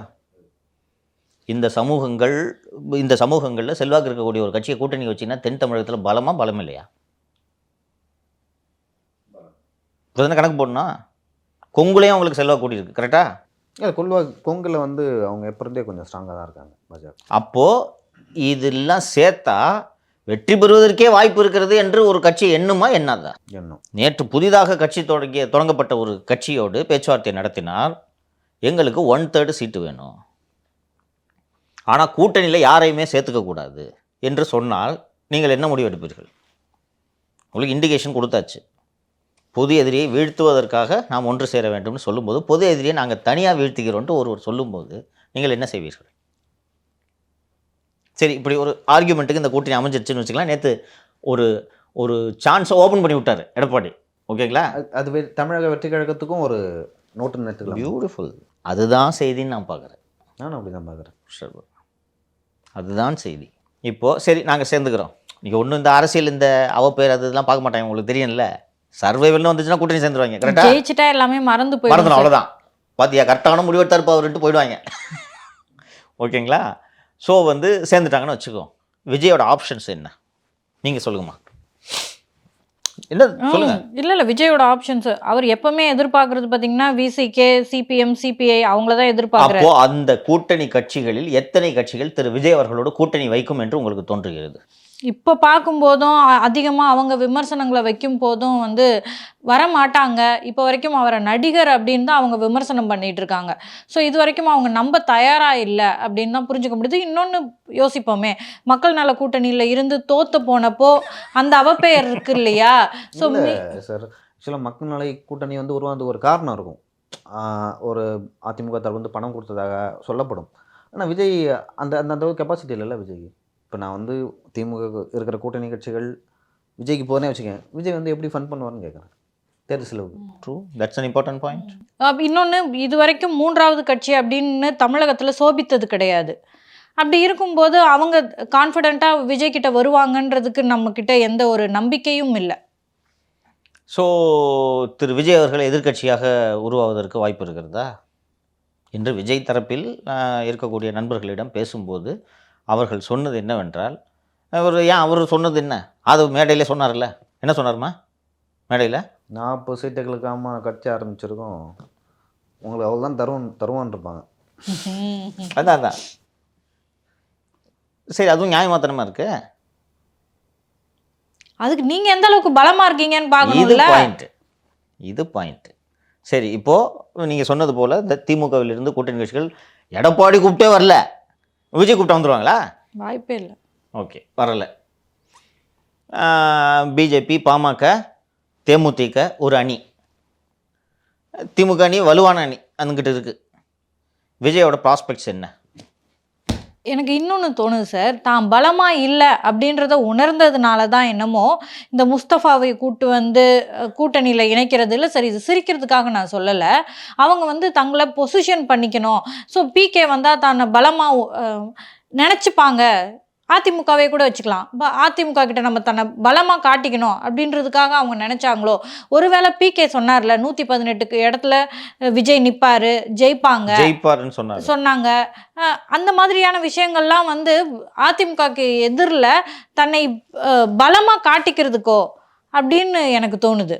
பலமாக காட்டிக்குமா? நான் இப்போ கேட்குறது, இப்போ இந்த காம்பினேஷன் அமைஞ்சா விஜயோட ப்ராஸ்பெக்ட்ஸ் என்னன்றதான் நான் கேட்குறேன். ADMK, BJP one side, DMK கூட்டணி ஒன் சைட், விஜயோட ப்ராஸ்பெக்ட்ஸ் என்ன? விஜய் தனித்து விடப்படுவார். தனித்து விடப்பட்டு விட்டார் என்று வைத்துக்கொள்வோம். விஜயோட எதிர்காலம் என்ன? விஜயால் இப்போ எதிர்க்கட்சியாக வந்துட முடியுமா? அவங்க சொல்கிறாங்கல்ல 40-45 சீட்டுக்காகலாம் நாங்கள் இல்லை அப்படின்னா, இப்போ தனியாக நின்று 80 சீட்டு ஜெயிச்சிருவீங்களா? 1 இல்லை 2 ஒன்றே அதிகம். அவர் என்ன ஒரு வெற்றி பெறலாம். இல்லை, விஜயகாந்துக்கு என்ன நடந்ததோ அதான் விஜய்க்கும் நடக்கும். ஆனால் ஓட் பர்சன்டேஜில் கொஞ்சம் மாறுதல் ஏற்படலாம். பட் அவங்க 40 சீட்டு எனக்கு நாங்கள் தரோம் விஜய்க்கு அப்படின்னு சொன்னாங்களே என்னன்னு தெரியல. விஜயகாந்துக்கு அப்போ எவ்வளோ சீட்டு கொடுக்க? 41. ஸோ அங்கேருந்து தான் எனக்கு தெரிஞ்சு ஆரம்பிச்சிருப்பாங்க அப்படின்னு நினைக்கிறேன். ஸோ விஜயகாந்துக்கு நாங்கள் அவ்வளோதான் கொடுத்தோம், அம்மா இருக்கும்போதே அவ்வளோ தான் கொடுத்தோம், உங்களுக்கு இதான் அப்படின்னு சொல்லியிருப்பாங்களோ. பாசிபிள் அங்கே தான் ஆரம்பிச்சிருப்பாங்க. மாலதி, ஒரு அரசியல் கட்சி நடத்துவதுன்றது அவ்வளவு எளிது கிடையாது. நம்ம ஏற்கனவே பேசணும். விஜய் கட்சியில் 120 மாவட்டங்களாக 120 தானேப்பா பிரித்திருக்கிறார்கள். இன்னும் முழுமையாக 120 மாவட்டங்களுக்கும் மாவட்ட செயலாளர்களை நியமிக்கவில்லை இல்லையாப்பா? இன்னும் போடலை. மாவட்ட செயலாளர்கள் என்பவர்கள் தான் அந்தந்த மாவட்டங்களின் மன்னர்கள். இப்போது தேனியில் பொதுக்கூட்டம் நடந்துச்சுமா அதிமுக சார்பில். ஒரு 3 மாவட்டத்தோட அல்லது 4 மாவட்டங்களோட இது கட்சி மாவட்டங்களோட பொறுப்பாளர்கள் கூப்பிட்டு வேலையை பார்த்துங்கப்பான்னு சொல்லிட்டா டப்புன்னு வேலை நடக்கும். கள்ளக்குறிச்சியில் ஒரு இது ஜெயலலிதா பிறந்தநாள் விழா பொதுக்கூட்டம் நடக்குதுன்னா குமரகுரு கூப்பிட்டு சொல்லிட்டாருன்னா எப்படி வேலை நடக்கும்? அவர் முன்னாடியே வேலையை ஸ்டார்ட் பண்ணுறாரு சார். இப்போ உங்களோட நண்பர் கல்லூரி தோழர் வேளாமணி கிட்ட சொல்லி காஞ்சிபுரத்தில் ஒரு பொதுக்கூட்டம் போடணுன்ட்டு விஜய் சொன்னார்னா ஏற்பாடு பண்ணிட்டு வராது. பண்ணிடுறா பண்ண முடியுமா? பொருளாதார ரீதியாக அவர் ஒன்றும் வலுப்பெறல. எல்லா ஏற்பாடும் பண்ணும். பொருளாதார ரீதியாக அவர் கையில் பணத்தையும் கொடுத்துறேன். நான் 20 லட்ச ரூபா பணத்தை கொடுத்துறேன். ஃபஸ்ட்டு பொருளாதாரம் சிக்கல். 20 லட்ச ரூபா பணத்தை கொடுத்துறேன். லேலமணியால் பொதுக்கூட்டத்துக்கு எல்லா ஏற்பாடும் பண்ண முடியுமா? முடியாது, கொஞ்சம் சிரமம் சார். யார் நம்ம தொண்டர்கள், யார் கிளை செயலாளர், ஒன்றை செயலாளர், யார், அதெல்லாம் விடுங்க. சொல்லு. இல்லை அதெல்லாம் நியமிச்சாதான். இப்போ பொதுக்கூட்டம் வந்து கூட்டத்தை கூட்டத்துக்கு தான். என்கிட்ட எவ்வளோ ஸ்ட்ரென்த் இருக்காங்க தொண்டர்கள். நீங்கள் மாவட்ட செயலாளர் போகணும், வட்ட செயலாளர், கிளைக்கழக செயலாளர், மாவட்ட செயலாளர் இல்லைன்னா தலைமை நிலையத்திலேருந்து ஒவ்வொரு ஆளும் நீ எத்தனை பேரை கூப்பிட்டு வரீங்க? எதுக்கு கேட்குறது? இந்த நிர்வாகிகள் எல்லாம் எத்தனை பேரை கூட்டு வரோன்னா, நான் இங்கே இவ்வளோ பேரை கூட்டு வந்துடுறேன், ஆனால் இங்கே இவ்வளோ பேரை கூட்டு வந்துடுறேன். அது உயிர் போட வச்சுருப்பாங்க ஏடிஎம்கேவும் டிஎம்கேவும். That is the network. ஒரு தேர்தலை சந்திக்கிறதுன்றது, கட்சி நடத்துறதுன்றது அத்தனை எளிது கிடையாது. விஜயோட கூட்டங்கள் எல்லாமே அரங்கத்துள்ள அமைந்த கூட்டங்களா? விக்ரவாண்டி மாநாட்டை தவிர்த்து விகடந்து அவரோடது கிடையாது. அதுக்கு பிறகு இதுவும் ஏதோ ரிசார்ட்டில் நடந்துச்சா? அடுத்து இந்த இஃப்தார் நிகழ்ச்சி ஒய்எம்சியில் நடக்கிறது. பரந்தூரில் சும்மா விசிட் வேன்ல இருந்துட்டு வேன்லேயே வந்துட்டார். அது நீங்கள் இப்போ பொது நிகழ்ச்சி கணக்கில் கூட. இன்னொன்று சார், திரு கமல் அவர்கள் சொல்கிறது தான் நம்ம இங்கே எடுத்துகிட்டு வரணும். ரசிகர்கள் வேறு, வாக்காளர்கள் வேறு. அவர் ரொம்ப அழகாக இண்டிகேட் பண்ணிட்டு போயிட்டாரு. ஸோ அப்படி இருக்கும்போது இந்த ரசிகர்களுடைய வாக்குகள் எல்லாம் விஜய்க்கு போகிற வாக்குகளாக மாற்றணும். எல்லாரும் அங்கே இங்கேன்னு செதறி இருப்பாங்க ரசிகர்கள். அவங்க எல்லாரையும் அதாவது திரும்ப இவர் ஓட்டை பிரிக்கிறதுக்கான வாய்ப்புகள் தான் அதிகமாக இருக்குது. ஜாதி பார்க்காம கேண்டிடேட் போட முடியுமாப்பா? முடியாது. சரி, ஜெயலலிதா பண்ணாங்க எனக்கு தெரிஞ்சு. அவங்களே ரேராக பண்ணாங்க. இல்லை, கொஞ்சம் கடினம். நீங்கள் மாவட்ட செயலாளரே அப்படி போக முடியாது. திமுகவில் விஜய் கட்சியில் தவிர அந்த மாவட்டம் தானே. பறையர் சமூகத்தை சேர்ந்தவரை வட தமிழகத்தில் 4 மாவட்டத்துக்கு செயலாளரை போட்டால் என்ன பார்க்கும்? வரமாட்டாங்க சார். சரி, இங்கே எப்படி பார்க்கறா, தலித் நான் தலித் தான் பார்க்குறாங்க. கேண்டிடேட் எப்படி போடுவீங்க? இன்னொன்று, தேர்தல்னு ஒன்று இருக்குமா? தன்னோட தொகுதி எதுன்றது இந்த புதிதாக விஜய் கட்சியில் நியமிக்கப்பட்டுள்ள மாவட்ட செயலாளர்களுக்கு தெரியுமா? இது என்னன்னா, அங்கே உள்ளூரில் இருக்கவங்களுக்கு தான் தெரியும். இந்த தெருவோட தொகுதி முடியும், அடுத்த தெருலேருந்து புது தொகுதி ஆரம்பிக்கும். இங்கே போய் பிரச்சாரத்துக்குன்னு போனீங்கன்னா எது வரைக்கும் நான் ஏன் தொகுதின்றதே தெரியாது. இதில் அதிமுக திமுக 2 கரை கண்டவர்கள் தேர்தல் வேலைகளில். பிஜேபி வளரலன்னு சொல்கிறாங்கன்னா என்ன? கிளைக்கழகம் வரைக்கும் அவங்களுக்கு நிர்வாகிகளை நியமிக்க முடியலை. கரெக்டாக நியமிக்க முடியல. நார்த்தில் அந்த வேவ்னு சொல்கிறாங்கல்ல, மோடின்னு சொல்லிட்டு, அந்த வேவ் ஒர்க் ஆச்சு. இங்கே ஏன் ஒர்க் ஆகலன்னா, லைக் இங்கே அரசு கட்டமைப்பும் வட இந்தியாவில் இருக்கிற அளவுக்கு இல்லை, பாக்கெட்ஸில் இருக்குது. அதான் இல்லை. இன்னொன்று இங்கே அந்த அந்த இந்த ஸ்ட்ரக்சரை உடைக்க முடியல அவங்களால. ஏடிஎம்கே டிஎம்கே ஸ்ட்ரக்சரை உடைக்க முடியல. நான் அதான் நீங்கள் ஏற்கனவே சொல்லியிருக்கேன்ல, என் வீட்டில் ஏடிஎம்கே அதை வச்சு தான் நான் டிசைன் பண்ணுவேன். கேட்லேருந்து உதயசூரியனை வச்சு தான் கேட் டிசைன் பண்ணுவேன். அந்த அளவுக்கு வெல் என்ட்ரன்ஸ்டு. இதை இன்னும் உடச்சி பெனிட்ரேட் பண்ண முடியல. ஸோ ஒவ்வொரு எலெக்ஷனும் உங்களுக்கு ஒரு பிரசவம் மாதிரி. அது அவ்வளவு எளிதாக செய்திட முடியாது. ஃபஸ்ட்டு பணத்தை கொண்டு போய் சேர்க்க முடியுமா அப்போ தொகுதிக்கு? நீங்கள் பிரச்சாரத்துக்கு போகிறீங்க, இன்றைக்கி பிரச்சாரத்துக்கு வர்றவங்களுக்கு கூட்டணி கட்சி வந்தாலும் நீங்கள் அவங்களுக்கு காசை கொடுக்கணும். அன்னன்னைக்கு பிரச்சாரத்துக்கு வரவங்களுக்கு காசை கொடுக்கணும். இதை எப்படி கொண்டு போய் சேர்க்கறதுன்னு உங்களுக்கு தெரியுமா? அவங்ககிட்ட முதல்ல எங்க சார் பணம் இருக்கு பணம் கொடுக்கறதுக்கு? எப்படி போட்டி போடுவீங்க நீங்கள்? எந்த அடிப்படையில் இவர்கள் தனியாக நிற்கிறேன் என்று முடிவெடுக்கிறார்கள்? இன்னொன்று, கூட்டணி சேர்வது என்பது திரு விஜய் அவர்களுக்கு நல்லது. விஜய் தன்னுடைய நலனுக்காக கூட்டணி வைக்க வேண்டும். இது போக ஒரு நம்ம லியோ தான் கேண்டிடேட்டு, ஓகேவா? நான் திமுக, விஜய் தாவேக சார்பில் போட்டியிடக்கூடிய வேட்பாளர். தம்பி கட்சியில் எவ்வளோப்பா செலவுக்கு பணம் கொடுத்தாங்க? சார் 20 லட்ச ரூபா கொடுத்தாங்க. இந்த 50 லட்ச ரூபா தரேன், பிரச்சாரத்துக்கு போகாது, அவ்வளோதான். எலெக்ஷன் முடிவிட்டு நம்ம கட்சியில் ஒரு பதவி போட்டு தரேன். 50 லட்ச ரூபா கையில் கொடுத்தா பிரச்சாரத்துக்கு எத்தனை பேர்? நான் இல்லை 50 லட்ச ரூபாலாம் வேணாம், நான் அண்ணாவுக்காக நான் பிரச்சாரம் செய்வேன்னு எத்தனை பேர், எத்தனை வேட்பாளர் நிற்பாங்கன்னு சொல்லுங்கள். இது திமுக அதிமுக ரெண்டும் பண்ணுமா பண்ணாதா?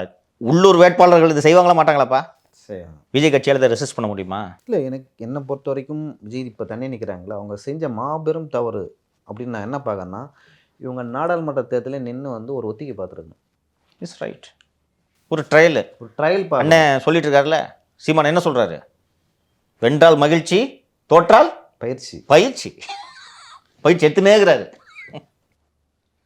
Is right. அது நம்ம நகைச்சுவை தூக்கி ஓரம் வச்சுட்டு பார்த்தீங்கன்னா பயிற்சி. சரி, உங்களுக்கு சின்ன ஒன்று கிடைக்கல, சின்னத்தை கொண்டு போய் சேர்க்கறது முக்கியமா? டெக்னாலஜி நீங்கள் எல்லாம் பண்ணிடலாம். சின்னம் அவ்வளோ எளிதா? ஒன்றும் இல்லைம்மா, நீங்கள் இது டெக்னாலஜி மூலமாக சின்னத்தை இப்போ லியோவுக்கு அனுப்பிடலாம், எனக்கு அனுப்பிடலாம், உங்களுக்கு அனுப்பிடலாம். உங்கள் அம்மாவுக்கு அப்பாவுக்கு சின்னத்தை நீங்கள் மொபைலில் அனுப்பிச்சிருவீங்களா டெக்னாலஜி யூஸ் பண்ணி? அதான் சார், விஜய் அவர்களோட கண்ணில் மீண்டும் மீண்டும் படுபவர்கள் யாருன்னா இளைஞர்கள். அவங்க மட்டுமே இந்த வெற்றியையும் அரசியலையும் யார் ஜெயிக்க போகிறாங்கன்றவங்களையும் தேர்ந்தெடுக்கிறவங்க, முடிவு பண்ணுறவங்க கிடையாது. 6 கோடி வாக்காளர்களில் வெறும் இளைஞர்கள் மட்டுமா? தாத்தா பாட்டிகளும் இருக்கத்தானே செய்கிறார்கள். அந்த இளைஞர்களையும் மற்ற கட்சி சேர்ந்தவர்களும் இருக்காங்க. எக்ஸாக்ட்லி.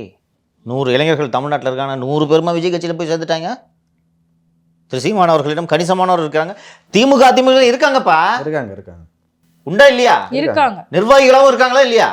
இல்லை, ஒரு 100 பேர் இருக்காங்கன்னா அதில் ஒரு 50 பேர் விஜய்க்கு போடுவாங்கன்னா 50 ஓட்டு ஸ்பிளிட் ஆகுது. அந்த 100 உங்களுக்கு முழுசா விடாது. அப்போ என்ன பண்ண போறீங்க நீங்கள்? போய் இந்த கேண்டிடேட் இந்த மாதிரி எல்லா கேண்டிடேட்டும் துட்டை வாங்கிட்டு ஓஞ்சிடுவாங்க. நான் சொல்கிறேன், திமுக அதிமுக ஃபஸ்ட்டு அப்படி இல்லைன்னா இன்னொன்று என்ன பண்ணுவாங்கன்னு சொல்கிறேன். பணத்தை நீங்கள் வாங்கலைன்னு வச்சுக்கோங்களேன், ஏற்கனவே எங்கேயாவது உங்கள் மேலே இருந்த பழைய கேஸு ஒன்று இருக்கும்ல, அதில் கூப்பிட்டு விசாரணை கூப்பிட்டு டெய்லி காலையில் 2 நாள் உட்கார வச்சுருவாங்க. என்ன பண்ணுவீங்க? இது செய்ய முடியுமா முடியாத பாலுங்கச்சி? லோக்கல் இன்ஸ்பெக்டர் வச்சு இப்போ அது மாதிரி நடக்குதுன்னு வைங்களேன், குடும்பத்தில் இருக்கவங்களாம் கெஞ்சுவாங்க, டே இதெல்லாம் நம்மளுக்கு தேவையில்லாதுடா, விட்டுருடா அப்படின்வாங்க. அப்போ அந்த நேரத்தில் ஒரு 50 லட்ச ரூபா பணத்தை கொடுத்தா என்ன பண்ணுவாங்க அந்த கேண்டிடேட்டு? நன்றி வணக்கம்னு வாங்கிப்பாங்க சார். பிரச்சாரத்துக்கு கூப்பிட்டா கேண்டிடேட் வரமாட்டான். என்னப்பா இந்த மாதிரி பிரச்சாரம் அப்படின்னு சொல்லிட்டு கட்சி பொறுப்பாளர்கள் பிரச்சாரத்துக்கு அப்படின்னு கூப்பிட்டாங்கன்னு வச்சுக்கலாம், அண்ணே மர்ம காய்ச்சல் நின்னும். என்னப்பா சொல்கிறேன் அப்படின்னு, அண்ணே பேரே மர்ம காய்ச்சல், என்ன காய்ச்சல்னே தெரில, அதான் கண்டுபிடிக்கிறேன், 2 நாள் பிரச்சாரத்துக்கு வரமாட்டேன். நான் ஏற்கனவே சொன்னது போல் அந்த எந்த தொகுதியில் பிரச்சாரம் பண்ணணும், அதற்கு எப்படி அனுமதி வாங்க வேண்டும், தாலுகா ஆஃபீஸில் எங்கே அனுமதி வாங்கணும், போலீஸ் ஸ்டேஷனில் எங்கே அனுமதி வாங்கணும், இதற்கெல்லாம் உங்களுக்கு பயிற்சி வேணும். நீங்கள் இன்னும் கட்சி நிர்வாகிகளே நியமிக்கல, முழுங்கிடுவாங்க 2 கட்சியும். இப்போ ஒருவேளை நான் ஏன் மீண்டும் உங்கள்கிட்ட ஒரு பக்கம் பிஜேபி அதிமுக பாமக, இன்னொரு பக்கம் திமுக அதிமுக அப்படின்ட்டு நடுவில் விஜய் என்ன பண்ணுவார் நான் கேட்குறேன்னா, நீங்களே குறிப்பிடும் பாசிசம் பாயாசம் 2ம் சேர்ந்து உங்களை அடித்தா தாங்குவீங்களா? தாங்குறப்பா? தாங்க மாட்டார். காலி விஜய்னு ஒருத்தர் இல்லாத மாதிரி ஆக்கிடுவாங்க. லைக் எலெக்ஷன் டைமில் அவங்க கொடுக்குற ப்ரொமோஷன்ஸ், பப்ளிசிட்டி, உங்களுக்கு அப்போ தான் நீங்கள் சின்ன வாங்குவீங்க, வாங்கி அதை கொண்டு போகிறதுக்கு அது பெரிய ப்ராசஸ்ஸு. நீங்கள் சொன்னது போல் இளைஞர்கள் மட்டுமே 6 கோடி மக்கள் அல்ல, 20 to 30% வருவாங்களா? 30 வச்சுக்கோ. 30 அந்த 30யும் போலாகாது இல்லையா? 30 போலாகாது. அந்த 30ல் 100% போலாகாது. இளைஞர்களுக்கு மொத்தம் ஓட்டாக விழுந்துடும். 20-25% வச்சுக்கலாம். இன்னொன்று சார், ரசிகர்களாக இருக்காங்கன்னா விஜய்க்கு தான் ஓட்டு போடணும்னு நினைப்பாங்க. விஜய்க்காக யார் நிற்கிறாங்களோ அவங்களுக்கு ஓட்டு. Exactly, this is very very important. நான் எனக்கு தொகுதி மதுரை வயல்னு வச்சுக்கோங்க, நான் விஜய் ஃபேனு, விஜய்க்கு ஓட்டு போடணும்னு நினைக்கிறேன். என்ன சொல்லுவேன், விஜய் இங்கே வந்து நின்னா ஓட்டு போடுறேன். இப்போ யாருக்கு போடுவேன்? பெஞ்சமின் நிற்கிறாரு, அண்ணா மந்திரி ஆவார், பெஞ்சமினுக்கு தான் ஓட்டு போடுவேன். சொல்லுவாங்க மாட்டாங்களா? இப்போ அதில் சொல்லுவோம் உள்ள அந்தந்த இன்னொன்று, இந்த திமுக அதிமுக கேண்டிடேட்ஸ் ஆர் அந்த நிர்வாகிகள் தொடர்ந்து வேலை செய்து கொண்டிருக்கக்கூடியவர்கள் அந்த பகுதிகளில். செல்வாக்கு இருப்பார். இப்போ குமரகுரு மீறி அங்கே என்ன பண்ணுறாங்க? குமரகுருவை தாண்டி எதுவுமே நடக்காது. கேளுங்க சார். இனிமே அங்கே வந்து திமுக எம்எல்ஏ இருந்தாலும் அங்கே குமரகுரு தான். கேளுங்க. தலைவர்னா குமரகுரு தான்.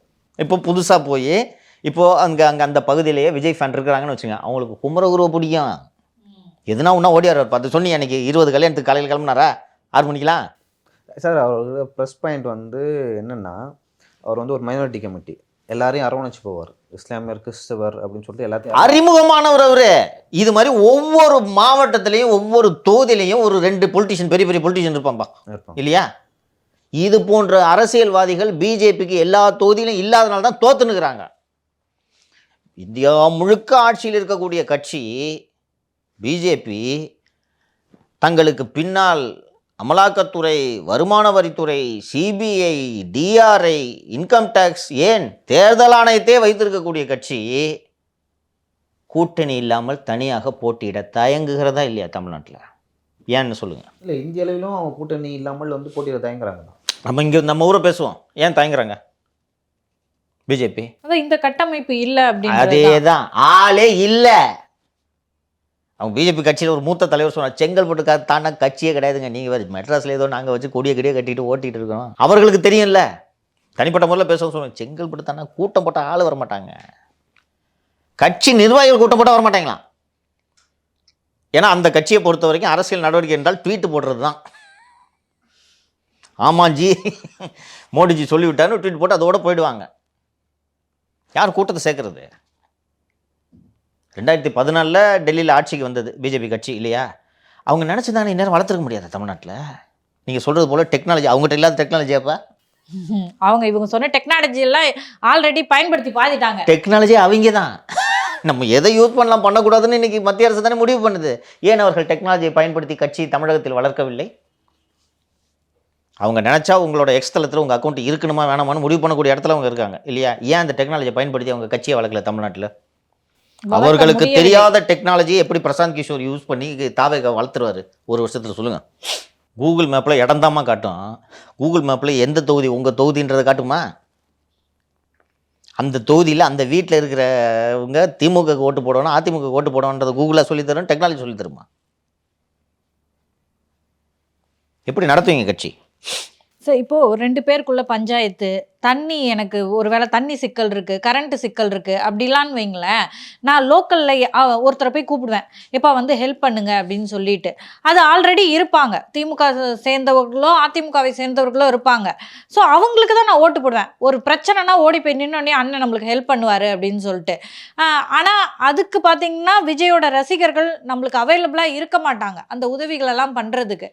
செய்தியாளர் சந்திப்பின் மூலமாகவே மக்களிடையே பிரபலமாகி மக்களை கவர்ந்து கட்சி தொடங்கி அரசியல் நடத்தியவர் திரு டிடிவி தினகரன், கரெக்டுங்களா? ஒரு முதல் தேர்தலில் என்று நினைவு உங்களுக்கு ஞாபகம் இருக்கும்னு நினைக்கிறேன். பணம் வச்சுருக்கவனுக்கா பார்த்து சீட்டு கொடுத்தாரு, ஞாபகம் இருக்கா? இது ஒரு ரீசன். யார்கிட்ட பணம் இருக்கோ சீட்டு கொடுத்தாரு. இன்றைக்கி அவர் கட்சியில் ஆளே இல்லையே. ஏன்? அவருக்கு எலெக்ஷன் தெரியும், என்ன வேலை, எப்படி இந்த பெர்மிட்டேஷன் காம்பினேஷன் தெரியும். இவ்வளவு பேசக்கூடிய திரு விஜய் அவர்களுக்கு சாதி பார்க்காம கேண்டிடேட் நிறுத்த முடியாதுன்னு தெரியுமா தெரியாதா? இவர் திரு விஜய் லியோ சொன்னது மாதிரி மாவட்ட செயலாளர்களே போட முடியாது, இல்லையா? திமுகவில் சமூக நீதி பேசிட்டு நீங்கள் தலித் மாவட்ட செயலர் பார்க்கலாம் 1-2 தான் தெரியாமையா ஏன் போடாமல் இருக்காங்க? நம்ம அவங்களை விமர்சனம் பண்ணுறோம், நீங்கள் சமூக நீதி பின்பற்றலன்றது நம்ம சொல்கிறோம், அது வேறு. ஏன் போடாமல் இருக்காங்க? திரு ஸ்டாலின்லாம் வந்து தீண்டாமையை கடைபிடிக்கக்கூடிய தலைவர் கிடையாது, இல்லையா? நிச்சயமாக சொல்ல முடியும். ஏன் போடாமல் இருக்கன்னா இந்த லியோ சொன்னதான், போட்டால் வேலை செய்ய மாட்டோம். அதையும் தாண்டி போடுறாங்கன்னா அங்கே அந்த கம்யூனிட்டி கொஞ்சம் வந்து வலுவாக இருக்கும். அதுதான் அந்த கம்யூனிட்டியை தாண்டி உங்களால் எதுவும் பண்ண முடியாது அப்படின்னு அர்த்தம். இந்த ஈக்குவேஷன் தெரியுமா உங்களுக்கு? ஏற்கனவே சொன்னது தான், விஜய் கட்சியில் இருக்கக்கூடிய மாவட்ட செயலாளர்கள் எத்தனை பேரை தெரியும். ஃபஸ்ட்டு நீங்கள் தொகுதியில் ஒரு கேண்டிடேட்டை போட்டு அந்த கேண்டிடேட்டை தொகுதி முழுக்க எப்படி கொண்டு போவீங்க ஃபஸ்ட்டு சொல்லுங்கள். டிஎம்கே ஏடிஎம்கேனா ஏற்கனவே நம்ம சொன்ன மாதிரி ஆள் தெரியும், பெரிய பெரிய தலைவர்கள் இருக்காங்க தெரியும் 2 சைடும். பிஜேபிலையும் ஒரு 10-15 பேர் தான் பெரிய சொல்லிக்கிற மாதிரி தலைவர்கள், இல்லையா? மீதி எல்லாமே சமூக வலைத்தள 10 பேரே அதிகம், ரொம்ப ஒஸ்ட்டு சமூக வலைத்தள தலைவர்கள், இல்லைங்களா? இதனால் தான் அவர்களால் வெற்றி பெற முடியல. திமுகன்னா அதிமுக முதுகில் ஏறி சவாரி செய்யணுன்ட்டு இந்த பிஜேபி தொடர்ந்து முயல்வதற்கான காரணம் மட்டும் கட்சியே இல்லை. எவ்வளவு ஈஸி யோசிச்சு பாருங்க. ஏன் இதை பிஜேபி பண்ணல? ரியாலிட்டி அவங்களுக்கு புரியுது. எல்லாருக்கும் ரியாலிட்டி புரியுமா? ஆனா விஜய்க்கு இப்ப தான் விஜய்க்கு புரியல. புரியல.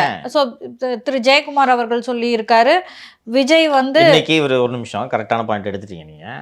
இன்னைக்கு டிடி நெக்ஸ்ட்ல தான் லே அவுட் அழகாக வச்சுருந்தாங்க. இந்த பக்கம் வந்து திரு எடப்பாடி பழனிசாமி வந்து எங்களுக்கு ஒரே எதிரி திமுக எதிர்ப்பு வாக்குகளை சிதறவிட மாட்டோம்னு இந்த பக்கம் அவர் திரு பழனிசாமி சொன்னதோட போட்டுட்டு இந்த எண்டில் திரு ஜெயக்குமார் அவர்கள் சொன்னதை போட்டு நாங்கள் தனித்த ஆட்சி அமைப்போம்னு சொல்கிறதுக்கு விஜய் பகல் கனவு காண்கிறார்.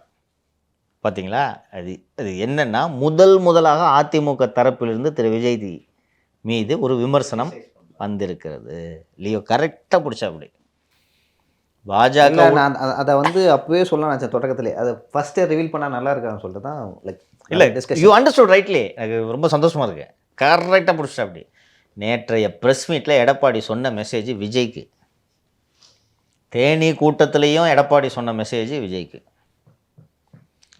ஃபஸ்ட்டு வள்ளுவர் அந்த குரல் முழுமையாக எனக்கு தெரியல. தன்வழி, ஒரு சண்டைக்கு போகும்போது தன்வழி, வினைவழி, நீங்கள் செய்யக்கூடிய வேலையின் வழி, மாற்றான் வழி, அவனோட வலிமை, இதெல்லாம் தெரிஞ்சுக்கிட்டு தான் நீங்கள் சண்டை போடணும். விஜய்க்கு தன் வழியும் தெரியல, வினை வழியும் தெரியல, மாற்றானோட வழியும் தெரியல. அவர் நிர்வாகிகளை நியமிப்பதில் அவருக்கு இருக்கக்கூடிய தயக்கத்தை வைத்தே தெரிகிறது. ஃபஸ்ட்டு விஜய் தன் வழியை புரிஞ்சுக்கணும். கூட இருக்கவங்களாம் சொல்லுவான், அண்ணே நீங்கள் வந்தால் போதுண்ணே, உங்களுக்கு 1500 கோடி பிஸ்னஸை விட்டுட்டு வந்திருக்கிறீங்கண்ணே, இதுக்கே ஓட்டு விழுந்துருன்னேன்ட்டு கூட இருக்கிறவங்க சொல்லுவாங்க. ஜான் ஆரோக்கியசாமியே ஃபேன் பாய் தான். யதார்த்தத்தை சொல்கிறேன்ப்பா உங்களுக்கு. நேரடியாக இந்த மாதிரி பெரிய ஸ்டார்ஸ் கிட்ட எல்லாம் மூஞ்சுக்கு நேராக நீ தனியாக நின்னா தோத்துருவீங்கன்னு யாராவது ஒருத்தர் விஜய் கிட்ட இந்த மாதிரி இது வரைக்கும் சொல்லியிருப்பாங்க? சொன்னா அடுத்த நிமிஷம் அவங்க இருக்கிற இடத்துல இருக்க முடியாது, தள்ளி வைக்கப்படுவாங்க. சொல்லியிருப்பாங்கன்னு சொல்லி நீ மூஞ்சுக்கு நேராக விஜய் முகத்துக்கு நேராக சார் தனியாக நின்னா தோத்துருவீங்க இப்படி யார் சொல்லியிருப்பாங்கன்னு சொல்லு. நீ ஒருத்தருமே சொல்லிக்க மாட்டேன், நான் சொல்கிறேன். நம்ம தான் சொல்லணும். ஆனால் விஜய்க்கு தெரியும், தெரியணுன்ற தெரியும். இல்லங்க அவ்வளவு பெரிய கூட்டம் வரும்போது அவருக்கு எப்படி தெரியும் நீங்க நம்புறீங்க? அந்த கூட்டத்தை பார்க்கும்போது எனக்கு தெரிஞ்சு விஜய் அவர்கள் இவ்வளவு முட்டாளாலாம் இருக்க மாட்டோம். நானும் முட்டாளாக இருக்கக்கூடாது என்று நான் விரும்புகிறேன். திரு விஜய் அவர்கள் ஒரு ஒரு நல்ல நோக்கத்துக்காக வர்றாரு, வீணா போயிடக்கூடாதுன்றதுக்காக தான் இவ்வளோ தூரம் சொல்கிறது. கூட்டணி என்று சொல்வது அதிமுக நலனுக்காக இல்லை. அதிமுக எப்படி இந்த ஸ்ட்ரக்சரில் கட்சி வீணா போடும், நான் இல்லைன்னு சொல்ல. 24 தோற்ற உடனே அதுக்கப்புறம் அந்த கட்சி எந்திரிச்சு வர்றதுன்றது கஷ்டம். ஆனால் இருக்கும், கட்சி இருக்கும். அவ்வளோ ஈஸியாக அழிச்சிட முடியாது, அது இருக்கும். ஆனால் விஜய் கட்சி அழிச்சிடலாம். தொடக்கத்திலே ரப்பரை வச்சு அழிச்சிடலாம் இல்லையா? 2 கட்சியும் சேர்ந்து செய்வாங்க அதை. அதுதான் சார். இப்போ இவங்களுக்கு பொதுவாக தாவேக்காக்கு என்ன நினப்பு இருக்குன்னா, நாம் எதிர்கட்சியாக போய் உட்காருவோம், நாம் வந்து டிஎம்கே வர்சஸ் டிவிகேவா இருப்போம் அப்படின்னு அவங்க நம்புகிறாங்க. ஸோ அதுக்கான சாத்தியக்கூறுகள் எவ்வளோ இருக்குது? ஒருவேளை அவங்க எதிர்கட்சியாக வராத பட்சத்தில் அவங்க எப்படி வேட்டையாடப்படுவார்கள்? அதான் சொல்லிட்டேனே, பாசிசம் அண்ட் பாயசம் இரண்டும் கரம் கோர்த்து வேட்டையாடும். இல்லை நீங்கள் வந்து தேமுதிக அதிமுக கொண்டு இருக்கும்போதே வந்து எம்எல்ஏ பிடிச்சி இழுத்துட்டு வந்தாங்க. ஓகேங்களா? This is beautiful thing. நீங்கள் எம்எல்ஏ கட்சி நீங்கள் வந்து தனியாக நின்னா எம்எல்ஏ கூட ஆயிருக்க மாட்டீங்க. ஆனால் நிர்வாகிகளை கூட்டு வந்துடும். சரி, நீங்கள் வின் பண்ணி இன்னொரு கட்சிக்கு போகிறது ரொம்ப பெருத்த அவமானம். உங்களுக்கும் வந்து ஏதோ நம்பிக்கை துரோகம் விஜய்க்கு பண்ணுறோமே அப்படின்னு யோசிக்க தோணும். நான் எம்எல்ஏ இல்லையே, ஒரு நிர்வாகி தானே. ஒரு கட்சி எனக்கு ஆஃபர் பண்ணாங்க, பணம் ஆஃபர் பண்ணுறாங்க, ஒரு பதவி ஆஃபர் பண்ணுறாங்கன்னா ஈஸியாக போயிடுவேன். ஏம்மா சீமான் கட்சியில் என்ன நடந்துட்டு இருக்குன்னு 2-3 மாதமாக பார்த்துட்டு இருக்கீங்களா இல்லையா? உளவுத்துறை மற்றும் திராவிட முன்னேற்ற கழகத்தோட ரோல் அதில் பின்னாடி இல்லையா? ஏம்மா சீமான் அழகிய உதாரணம்மா. நான் வந்து ஒரு சீமானோட அந்த ரீசெண்ட் ப்ரெஸ் மீட்ஸ் எல்லாம் பார்க்கும்போது எந்த அளவுக்கு ஒரு மண்டையை பூந்து கொடாஞ்சிட்டாங்க கவர்மெண்ட் அப்படின்னு தான் நினச்சேன் நான். புரியுதுங்களா? அவர் நிதானம் தவறி தான் பேசினார். பார்த்தீங்களா? கோவப்பட்டது எனக்கு ரொம்ப ட்ரிகர் ஆகிறார். எனக்கு ரொம்ப சங்கடமாக இருந்துச்சு. இவ்வளோ பிரச்சனைகள்லாம் சந்திச்சுட்டு அதான் சொன்னார்ல, என்எஸ்ஏல இருந்து தான் கட்சியை தொடங்கினேன்னாரு. அப்படிலாம் இருந்த ஒரு மூளைகளுக்கு பூந்து ட்ரிகர் பண்ணிட்டாங்களா? கட்சியிலேருந்து எத்தனை பேர் உருவுறாங்க பாருங்கள். இதுதான் ஒரு அரசாங்கம் நினைத்தால் செய்ய முடிந்தது. அவர் சீமானுக்கு பண்ண முடிஞ்சதை விஜய்க்கு பண்ண முடியல. இதில் பாசிசமும் கூட சேர்ந்து கொண்டது மறந்துடாதீங்க. இது பாயசம் பண்ணுது. சம்மந்தமே இல்லாமல் அதிமுகவும் பண்ணுவாங்க. ஆமாம், அப்புறம் கேட்டேன்ல கூட்டணிக்கு. நீ ஒரு நாள் நானும் உட்காந்துருக்கேன். தூக்கியா 10 மாவட்ட செயலாளர் செய்வாங்களா மாட்டாங்களா? நீங்கள் நானும் அந்த அதிமுக இருந்தாலும் இதுதான் செய்வோம். Simple sir. விஜய் தனியாக நிற்கிறதுக்கு 234 பேர் எங்கே இருப்பாங்க? ஐயோ, சிம்பிள். நான் வந்து ஃபேக்ட் இட்ஸ் அ ஃபேக்ட். இது பேசி தான் ஆகணும். நீங்கள் சொன்னீங்களே எதிர்கட்சியாக உட்காரணும், எதிர்கட்சியாக உட்காரதுக்கு வேட்பாளர் இருப்பாங்களா? யார் சொல்லுங்கள்? நான் தான் சொல்கிறேன்னே, கொஞ்சம் ஊரில் ஒரு அளவுக்கு செல்வாக்காக இருக்கக்கூடிய ஒரு ஆள் ஒருத்தர் இருந்தார்னா ஒரு பக்கம் பாசிசம் இன்கம் டேக்ஸ் அனுப்பும் அந்த வேட்பாளருக்கு. கரெக்டா? 2 கைதுக்கே தாங்க மாட்டாங்க சார். தாங்க முடியுமா? முடியாது, தாங்க முடியாது. அவங்கெல்லாம் வந்து லைக் திமுக ஆரம்பிக்கப்பட்ட விதம் வேறு, அதிமுக ஆரம்பிக்கப்பட்ட விதம் வேறு. தமிழக வெற்றி கழகம் ரசிகர்களால் உருவாக்கப்பட்ட ஒரு கட்சி. அங்கே இருக்கிறவெல்லாம் ரசிகர்கள் தான். களத்தில் இறங்கி மக்கள் பிரச்சனைக்காக யாரும் போராடல. அவங்களுக்கு வந்து கைது நடவடிக்கைனா என்னன்னு தெரியாது, போலீஸ்னால் என்னன்னு தெரியாது, கோர்ட்டுனா என்னன்னு தெரியாது. ஆனால் அதிமுகவும் திமுகவும் இதெல்லாம் பார்த்தவங்க, களத்தில் பயணிச்சவங்க, காவல்துறையை வந்து ஈஸியாக ஹேண்டில் பண்ணக்கூடியவங்க. ஆனால் ஒரு ரசிகர்களாக இருந்தது என்ன, ஒருத்தங்க மிரட்டினாலோ அரெஸ்ட் பண்ணாலோ அடித்தாவோ நான் பயந்துடுவோம். இயல்பு ஒரு 22 அனுபவம் இல்லை, அனுபவம் இல்லை. ஓகேங்களா? அப்படி இருக்கும்பொழுது நீங்கள் சொன்ன மாதிரி வந்து வேட்பாளர்கள் வீட்டில் ரைடு, ஒரு காவல்துறையை வச்சு மிரட்டுறாங்க அந்த வேட்பாளர்னா நீங்கள் எப்படி ஹேண்டில் பண்ணுவீங்க? இப்போ அதிமுகவோட கூட்டணி வச்சா ஒரு சப்போர்ட் இருக்கும். அவங்க நீ வேலையே இல்லை. நீங்கள் கூட்டணி வச்சிங்கன்னா தான் நான் ஏற்கனவே சொன்னேன்ல, நீங்கள் போய் இது மத்திய சென்னை பகுதிக்கு தாவேக்கு 2 தொகுதி ஒதுக்குறாங்கன்னு வச்சுங்க, 1000 வழக்கு ஏதாவது ஒதுக்குறாங்கன்னா அண்ணன் ஆதிராஜானம்கிட்ட பொறுப்பை பிடிச்சிடுவாங்க. தம்பி பார்த்துக்க, அவ்வளோதான். அண்ணன்ட்ட போய் சொன்னேன்னா காலையில் 7 மணிக்கு இங்கே வா, ரெஸ்டடு இத்தனை மணிக்கு, மதியம் 1 மணிக்கு வைண்ட் அப் பண்ணிட்டுங்க. 3 மணிக்கு வெயில் தாழ்ந்தவன தான் ஜனங்க வெளில வருவாங்க, இந்த பாயிண்ட்டுக்கு வாங்க. 6 மணிக்கு இந்த இடத்துக்கு போனால் இந்த பார்க்கில் வாக்கிங் வருவாங்க, அங்கே நின்று நோட்டீஸ் கொடுக்கணும். அங்கே அந்த ஏரியாவுக்கே போகணும், உள்ளே பூரா திமுக வேஸ்ட்டு, டைம் வேஸ்ட் பண்ணாதீங்க. இந்த பக்கம் போங்க, அந்த ஏரியாவில் காசு கொடுத்தா வாங்குவாங்க, காசை நான் பார்த்துக்கிறேன். இந்த பக்கம் போனீங்கன்னா வந்து முஸ்லீம்ஸ் இருப்பாங்க. ஆமாம், அவங்க எல்லாமே தெரியும். இப்போ இது இல்லை, நீங்கள் போய் என்ன பண்ணுவீங்க? எங்கே எவன் கூட்டியிருக்கான்னு எப்படி தெரியும் உங்களுக்கு? வெட்டியாக பிரச்சனை பண்ணிட்டு இருப்பீங்க, புரியுதா? இப்போது இந்த எக்ஸ்பீரியன்ஸ் உள்ள ஆட்கள் சொல்லுவாங்க, பாஸு அந்த பக்கெட்டு பூரா திமுக ஓட்டு, சேகர் பாபு ஃபுல்லாக எல்லோரும் காசு கொடுத்து வச்சுருக்கிறாரு, போகிறது வேஸ்ட்டு. உங்களுக்கு பிரச்சாரத்துக்கு என்ன 300 நாளாக கொடுக்குறாங்க, 25 நாள் வரும் இல்லையா? இந்த 25 நாளுக்குள்ளே நீங்கள் மொத்த தொகுதியும் கவர் பண்ணணும். இல்லைன்னா அந்த ஜனங்க என்னப்பா என் தெரு கூட வரல, உடுக்கிறதுக்கு ஓட்டு போடணும் சொல்லுவாங்களா மாட்டாங்களாப்பா? சொல்லுவாங்க. ரோட்டுக்கு இந்த பக்கெட்டு கூட வரலையா, நோட்டீஸ் கூட கொடுக்கல, நான் எதுக்கு போடணும்? இதெல்லாம் நீங்கள் வேட்பாளராக நிற்கும் போது சொல்லுவாங்க. இன்னொன்று விஜயால் 234 தொகுதியிலையும் போட்டிட முடியுமா? முடியாது. அதை தாண்டி சார் இப்போது ஒரு வேட்பாளர் பிரச்சாரம் எப்படி பண்ணுவார்? ஒரு நிமிஷம், பிரச்சாரம் எப்படிப்பா பண்ணுவார்? எப்படிமா சொல்லுமா, நீங்கள் சொல்லுங்கள். தனியாக போட்டிடுது, எதிர்கட்சியாக உட்காந்துருவாங்கன்ட்டு நீங்கள் சொல்கிறீங்க. எத்தனை தொகுதியில் திரு விஜய் அவர்களால் இந்த 25 நாட்களில் பிரச்சாரம் செய்ய முடியும்? எங்கே பிரச்சார பாயிண்ட் போடணும்? இப்போது கேம்பெயின் போடணும், கேம்பெயின் ஜெயலலிதாவோட வெஹிக்கிள் கேம்பெயின் போகணுன்னா செங்கோட்டையனை கூப்பிட்டு நீங்கள் பார்த்துங்கன்னு சொன்னோன்னா இங்கே ஆரம்பித்து ஒவ்வொரு பாயிண்ட்டையும் முடிவு பண்ணி கம்ப்ளீட்டாக கேம்பெயின் ரூட்டு மேப்பு எல்லாத்தையும் லாஜிஸ்டிக்ஸ் எல்லாத்தையும் அவர் பார்த்துக்குவார். திமுகவில் இது மாதிரி ஆட்கள் இருக்காங்க. சென்னையை பொறுத்த வரைக்கும் சேகர்பாபு பார்த்துக்குவார், திருச்சிக்கு அந்தாண்ட அண்ணன் நேரு பார்த்துக்குவார். ரைட்டுங்களா? ஏன் வந்து எம்ஆர்கே பன்னீர்செல்வத்தை கூப்பிட்டு நீ மாநாடு போடுன்னு ஏன் வந்து ஒரு இது ஸ்டாலின் சொல்லலை? ஏன் துரைமுருகனை பார்த்து சொல்லலை மாநாடு போடுன்னு? மாநாடுனாவே அது கலைஞர் காலத்துலேருந்து நேரு தான் சார். அந்த கட்சியில் இந்த மாதிரி ஆள் வச்சுருக்காங்க இல்லையா? இங்கேயும் அதிமுகவில் நல்ல ஆர்கனைசர்ஸ் இருக்காங்க. தாவேக்கால அது மாதிரி ஆர்கனைசர்ஸ் யாராவது சொல்லுங்கள், எத்தனை பேர் இருக்காங்க? இன்னும் நீங்கள் மாவட்ட செயலர்களை போட்டு முடிக்கல. அவர்களுக்கு கட்சின்னா தொகுதின்னா நம்ம எந்த மாவட்டத்தில் வேலை செய்யணும், எப்படி வேலை செய்யணும், இதெல்லாம் தெரியணும். இதெல்லாம் இல்லாமல் எதிர்கட்சிக்கு ஆசைப்படுறீங்க. ஒத்த எம்எல்ஏக்கே நீங்கள் ஆசைப்படக்கூடாது. கரெக்டாப்பா? திரு விஜய் அவர்கள் போட்டிட்டா அந்த தொகுதியில் விஜய் வீழ்த்த திமுக சேர்ந்து வேலை செய்யுமா செய்யாதப்பா? சரி, அதான் அரசியல். 10 விஜய் நிறுத்துவாங்க. அப்சல்யூட்லி. விஜய்ன்ற பேர் ஈஸியாக கிடைக்கும். ஓ பன்னீர்செல்வம் தான் கஷ்டம், விஜய் ஈஸியாக கிடைக்கும். ஜோசப் விஜய்ன்ற பேர், ஜோசப் விஜய் அது இருக்குமா? தட்ஸ் a காமன் நேம் இல்லை? ஜோசப் விஜய் கம்பெனி கிடைக்கும், போடுவாங்க. விஜய்க்கு போடுறேன்னு நினைச்சுக்கிட்டு விஜயோட பேர் ஜோசப் விஜய் நிறைய பேருக்கு தெரியாது. ஆமா, விஜய்னாலே அந்த விஜய் தான். ஜோசப் விஜய்க்கு ஓட்டு விழாத வாய்ப்புகள்லாம் இருக்கு. 10 ஜோசப் 10 விஜய் தனித்தனியா போடுவாங்க, 2 கட்சியும் போடும். இவங்க இதுல எல்லாம் பேசி வச்சுப்பாங்க. புது ஆள் இது பாரு, நமக்குள்ள 1000 பொங்கல் சண்டை இருக்கும், அது வேற. இது விடக்கூடாதுன்னு நீ ஒரு 10 ஜோசப் கூட்டியா, நான் 10 விஜய் கூட்டினேன். கமல் தோத்தா மாதிரி என்னங்க சார்? இப்போ கமல் எங்க போயிருக்காரு? திமுகல இருக்காரு. இது 2 கட்சியும் விஜய்க்கு என்ஷூர் பண்ணாது. நான் பேச்சு பேசுனப்பா நீ. ஆமா சார். இப்ப அவருக்கு அரசியல்னா என்னன்னு காட்ட வேண்டிய கட்டாயத்துல அவங்க இருக்காங்கல்ல. வடிவேலு வின்னர் படத்தில் சொல்லுவார், ஞாபகம் இருக்கா? என்ன சொல்லுவார்? தம்பி ரத்த பூமி. உண்மையிலே அதுதான். பிஜேபி அவ்வளோ அசுர பலத்தில் இருக்கிற பிஜேபியால் வர முடியலன்னா லைக் அவங்க எப்படி பார்ப்பாங்க தமிழ்நாட்டை? அவ்வளோ ஈஸியாம்மா? அவ்வளோ ஈஸியாக இருந்தால் இன்னும் செஞ்சுருக்காதம்மா பிஜேபி. ஆமா சார். இன்னொன்னு சொல்லிடுறேன் சார். இப்போ சீமான் வீட்ல கூட நீங்க பாத்தீங்கன்னா தெரியும். எங்களை இவ்வளோ நாள் வந்து தொந்தரவு பண்ணாங்க. நாங்க நின்னுட்டு இருந்தோம். எங்களை சுத்தி இருக்கிறவங்கள அடிக்கும்போது நாங்க டிஸ்டர்ப் ஆவோம்னு தான் இதை மாதிரி பண்றாங்கன்னு. அன்னைக்கு என்ன நடந்துச்சு? டோட்டலா அத்துமீறல் நம்ம எல்லாருக்குமே தெரியும் அந்த வீடியோ பார்த்தவங்களுக்கு. ஸோ இந்த அத்துமீறல் நடக்கும்போது விஜயோட சப்போர்ட்டரா இருப்பாங்க இல்லையா, அவங்க மேல இப்படியான அத்துமீறல்கள் நடக்கும்போது விஜய் ஸ்ட்ராங்கா நிப்பாரா? அவரே டிஸ்டர்ப் ஆக மாட்டாரு? நேச்சுரலி ஆகணும். அதுக்கு பேர் தான் அன்பு. அன்பு இல்ல, அந்த மனசு அது ஆட்டோமேட்டிக்கா அது அப்படிதான் ஆகும். நீங்க அதாவது உங்களுடைய சப்போர்ட்டர் மேல உங்களுக்கு ஒரு பரிவு அன்பு இருக்குன்னா ஆட்டோமேட்டிக்கா அது நடக்கும். இந்த விஜய் வந்து ஈஸியாக ட்ரிகர் ஆகிறாரு ஓகேங்களா. ஒரு ப்ரெஸ் மீட்டில் வந்து பிரபுதேவன் பக்கத்து நின்றுப்பார்.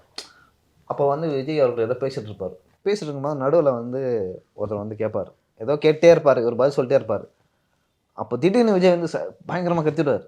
நீங்கள் அந்த வீடியோவை பார்க்கலாம் ஓகேவா. ஆக்சுவலாக ப்ரெஸ் மீட் கொடுத்தாவே வந்து அவரோட ஹேண்டில் பண்ண முடியாது. ரொம்ப சாஃப்டான ஆள். ட்ரிகர் பண்ணால் டக்குன்னு ட்ரிகர் ஆகிடுவார். இப்போ அவங்க ரசிகருக்கு மேலே ஏதாவது ஒரு ஒரு ஒரு விஷயம் அந்த மாதிரி ஏதோ நடந்து அதை வேணும் அரசியலுக்காக பண்ணுறாங்கன்னா விஜய் அவர்கள் வந்து ஈஸியாக ட்ரிகர் ஆவார். இது மாதிரி ஆட்களை எவ்வளோ ஈஸியாக ரெண்டு கட்சியும் சேர்ந்து ட்ரிகர் பண்ண தெரியும். இன்னொன்று சொல்கிறேன் சார். நீங்கள் இவ்வளோ நாள் சொல்லியிருப்பீங்க திமுக வந்து எந்தெந்த இடத்துலலாம் வலிக்குதோ அந்த இடத்துல விஜய் அடிச்சிட்டு இருக்காருன்னு சொல்லிட்டு. இன்னும் வந்து திமுக இவரை திரும்பி பார்க்கல. அப்போது அவங்க இவரோட வலிக்கிற இடத்துல அடிக்கணும்னு முடிவு பண்ணாங்கன்னா விஜய் அங்கே எப்படி ரியாக்ட் பண்ண போகிறாரு? அதனால தான் சொல்கிறேன், பாசிசம் பாயாசம் இதோட அதிமுக 3 பேரும் சேர்ந்து அடித்தா என்ன ஆகும்? இன்னும் அவங்க 3 பேரும் அதிமுக பொறுத்த வரைக்கும் நட்பு சக்தியாக பார்த்துட்டு இருக்காங்க. இன்றைக்கி தான் அண்ணன் ஜெயக்குமார் இறக்கி விட்ருக்காங்க லேசா. அது மட்டும் இல்லை, மைல்டா விஜய் பகல் கனவு காணக்கூடாதுன்றது அதோடு நிறுத்திக்கல. இது இண்டிகேஷன். இது விஜய் ஒரு லியோ அழகாக சொன்னார். இதுதான் இது வந்து எடப்பாடியோட speech. It's a message to Vijay. கூட்டணியில் தாவேக மட்டும்தான் இருக்கணும், வேறு கட்சி நீங்கள் கூட்டணி பேச்சுவார்த்தைகள் அன்அஃபிஷியலாக நடந்துருக்குது. 1/3 சீட்டு கூட்டணியில் தாவேக்காவை தவிர வேறு எந்த கட்சியும் சேர்க்கக்கூடாது. இது எப்படி ஒத்துக்கும்? 1/3 ஆல்மோஸ்ட் ஒரு 81 ஒரு 80 கிட்டே கேட்குறாங்க. 80 அது நம்பர்ஸ் முன்ன பின்ன இருக்கும். பிஜேபி 90 கேட்கலையா? 21 கொடுத்தது எத்தனை? 19 20. அப்போ இவங்க 80 கேட்குறாங்கன்னா 180 கொடுப்பாங்களா? ஸோ அது நம்பர்ஸ் முன்ன பின்ன இருக்கலாம். கூட்டணியில் வேறு எந்த கட்சியுமே சேர்க்கக்கூடாது. ஒரு எடப்பாடி நம்பர் 1 இவர் நம்பர் 2ன்றது எப்படி இந்த டிமாண்டு ஏற்றுப்பாங்க? பாமக வராமல் எப்படி இருப்பாங்க? ஆமாம். இன்னொன்று, ராஜ்யசபா சீட்டு கொடுக்கலையே ஒழிய தேமுதிகவை கூட்டணியில் வைத்திருக்க வேண்டும் என்று திரு பழனிசாமி விரும்புகிறார். அவங்கள இருக்கக்கூடாது அப்படின்ட்டு. ஏன்னா நேற்று கூட உண்மை வெல்லும்னு ஏதோ ஒரு அந்நியார் ட்வீட்டு போட்டுட்டு டக்குன்னு டெலிட் பண்ணாங்க. நீங்கள் கவனிச்சிங்களா? பொறுமையாக இருங்கன்னு 26 எலெக்ஷன் வருது அவசரம் பண்ணணும் அப்படின்னு இல்லை ஸ்க்ரீன்ஷாட் எடுத்து போடுவாங்க. வந்துருச்சு, நேற்று டிவிலே நியூஸ் ஆகிடுச்சு. சார் இப்போ வரைக்கும் விஜய் மீதான ஆபாச தாக்குதல் நடந்துக்கிட்டே இருக்குது. ஸோ அதெல்லாம் வந்து எப்படிலாம் இன்னும் விரிவுபடுத்துவாங்க அப்படின்னு நம்மளுக்கு தெரியாது. இந்த எல்லைக்கும் போவாங்கம்மா. இன்னொன்று, பிஜேபியும் ஒரு ஃபோர்ஸ் வளர்றதை விரும்ப மாட்டாங்கல்ல. அவங்க ஏஜென்சி யூஸ் பண்ணுவாங்களா? இதெல்லாம் தாண்டி how are you going to run your campaign? Vijay எங்கெங்கே கேம்பெயின் பண்ணுவார்? அப்போ பத்திரிகைகளை சந்திக்கணுமாப்பா?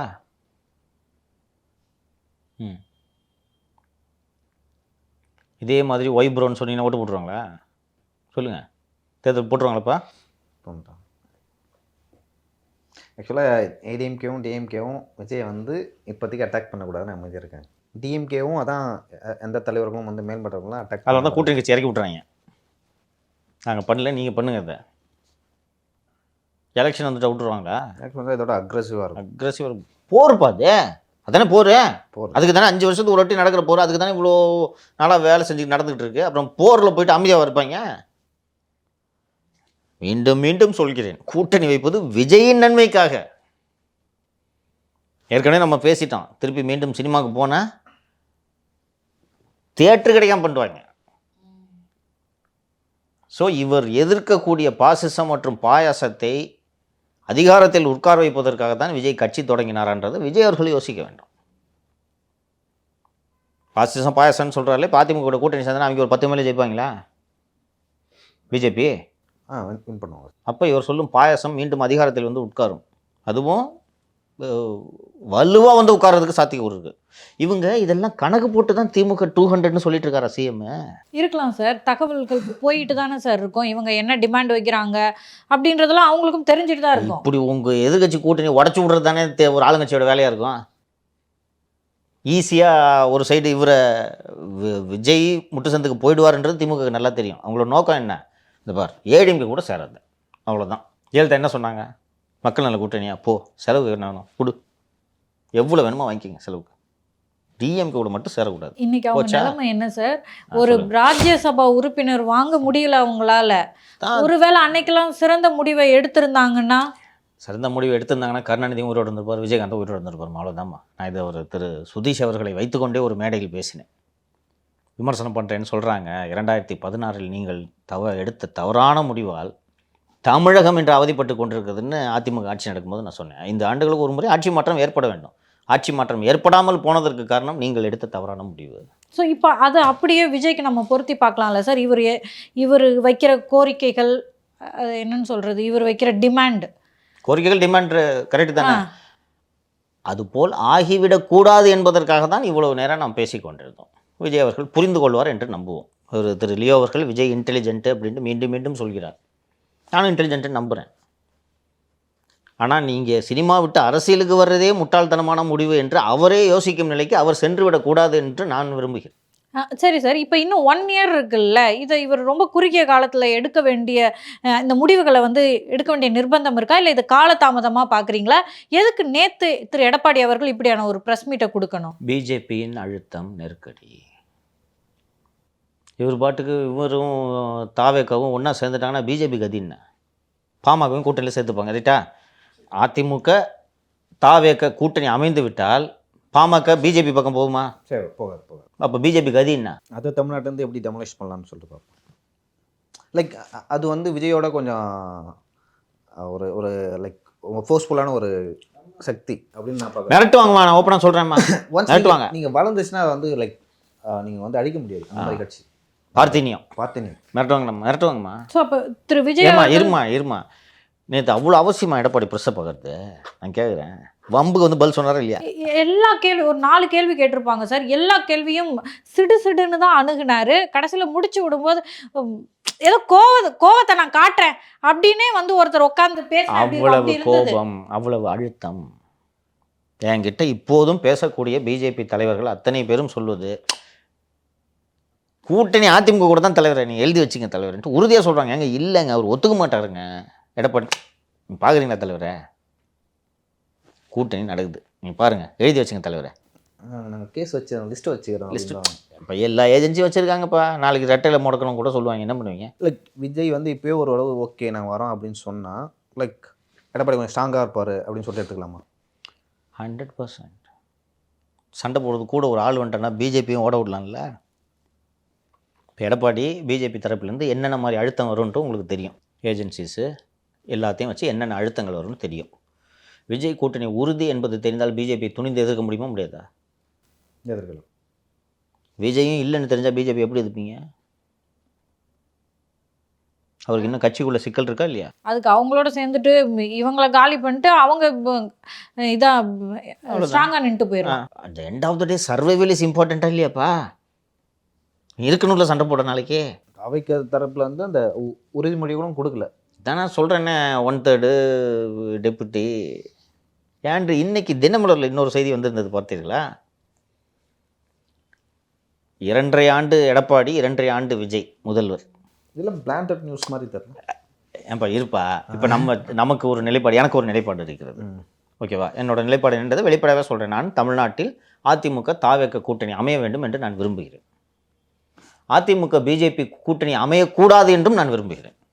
ஓகேங்களா? தமிழ்நாட்டில் மதவாத சக்திகள் வளரக்கூடாது என்று நான் உறுதியாக விரும்புகிறேன். அவங்க மனிதர்களுக்காக போராடியதை விட கடவுளுக்காக போராடிய நாட்கள் தான் அதிகம். கட்சியை கடவுளுக்காக தான் நடத்துகிறாங்க. அவங்க கடவுளுக்கு ஏதாவது ஒன்று தான் வரிந்து கட்டி கொண்டு வருவார்கள். இது என்னோட விருப்பம். தினமலரோட விருப்பம் என்ன? அதிமுக பாஜக கூட்டணி. அப்போ எப்படி போடுவீங்க? விஜய் 2.5 ஆண்டு அப்படி ஒரு டிமாண்டே இல்லை. கூட்டணி ஆட்சின்ற பேச்சுக்கே அதிமுக ஒத்துக்காது. இதில் 2.5 வருஷத்துக்கு தேர்தலுக்கு முன்னாடியே ஒத்துக்குமா? அதாவது அந்த பாக்ஸ் நியூஸ் போட்டேன்னா அது தினமலரின் விருப்பம், செய்தி கிடையாது, ஊகம் கூட கிடையாது. 2.5 ஆண்டு என்று பேசப்பட்டது. எடப்பாடி தரப்பிலிருந்து உத்தரவாதம் அளிக்கப்பட்டதான்.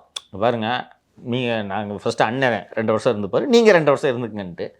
ஆனால் பாருங்கள், தேமுதிகவுக்கு ராஜ்யசபா தருகிறேன் என்று சொல்லிவிட்டு ஏமாற்றி விட்டார்கள். அதே போல் முதல் 2.5 ஆண்டுகள் கழித்து நம்மையும் ஏமாற்றி விடுவார்கள் என்று சொன்னதால் விஜய் நோ சொல்லிவிட்டார் அப்படின்ட்டு. அதெல்லாம் இவங்க ஆசை. இப்படி பிளான் பண்ணால் இதை படிச்சுட்டு இது விஜய் கூட்டணி நடக்காமல் போகணும் என்று சொல்லி வேறு வழி இல்லாமல் பாஜக கூட்டணி நடைபெற வேண்டும்ன்றதுக்காக இன்றைக்கி தினமலரில் எவ்வளோ பெரிய ஹெட்லைன் பார்த்தீங்களா, ஃப்ரண்ட் பேஜில். அதுவும் சில நாட்களாக வந்து விஜய் பற்றியே வந்து ஹெட்லைன்ஸில் வந்துட்டு இருக்கு. ஆமாம், அதிர்ச்சி அப்படின்னு போட்டு பிரசாந்த் கிஷோர் சொன்னதால் அதிர்ச்சி அப்படின்ட்டு. இது என்னென்னா இப்போ எவ்வளோ ஃபேக்டர்ஸ் இருக்குது தெரியுதுங்களா. இதெல்லாம் தாண்டி தான் அரசியல். சினிமா எளிது. விஜய் கால் ஷீட் கொடுத்துட்டாருன்னா போதும், கதையை ஓகே பண்ணணும், அவ்வளோதான். விஜய் படத்துக்கு எப்படி இருந்தாலும் வியாபாரம் எப்படி இருக்குன்றது உங்களுக்கு தெரியும். ஆனால் இது அப்படி இல்லை. முதலைகள் நிறைந்த குளம். இதில் நீந்தி கரையேறுபவன் மட்டும்தான் வெற்றி பெற முடியும். திரு விஜய் அவர்கள் கரையில் நின்று கொண்டு வெற்றி பெற முடியாது என்பதை அவர் புரிந்து கொள்ள வேண்டும். விஜய் அவர்களும் நிறைய நடிக்க ஆரம்பிக்கும் போதே சூப்பர் ஸ்டார் கிடையாது. ஒரு பட்டி அழகான உதாரணம் சொன்னீங்க. ஹீரோவா வந்து அவர் நிறைய தோல்விகளை சந்திச்சு வெற்றிகளை சந்திச்சு ஒரு ஸ்டாண்டர்டான ஒரு சூப்பர் ஸ்டார் இடத்துக்கு வந்திருக்கிறார். ஸோ அதற்கு 20 ஆண்டு காலம் பிடித்தது. அரசியலில் மட்டும் முதலில் எடுத்த உடனே முதல்வர் என்றால் எப்படி? இல்லை, அது சினிமாலேயும் வந்து அவர் தனியாலாம் வரல, அவங்க அப்பா மூலமாக வந்தார். அந்த மாதிரி ஒரு அப்பாவாக அதிமுக ரொம்ப அதுக்கப்புறம் வந்து நீங்கள் செய்யும் அரசியலை பொறுத்து நீங்கள் முதல்வராக பங்கு பிரித்து கூடன்னு போங்க, எல்லாம் ஆயிங்க தனியாக. சரிங்க சார், ஃபென்டாஸ்டிக். நிறைய விஷயங்கள் பேசணும், தொடர்ந்து நம்ம பேசலாம். ரொம்ப நன்றி உங்க கருத்து. நன்றி.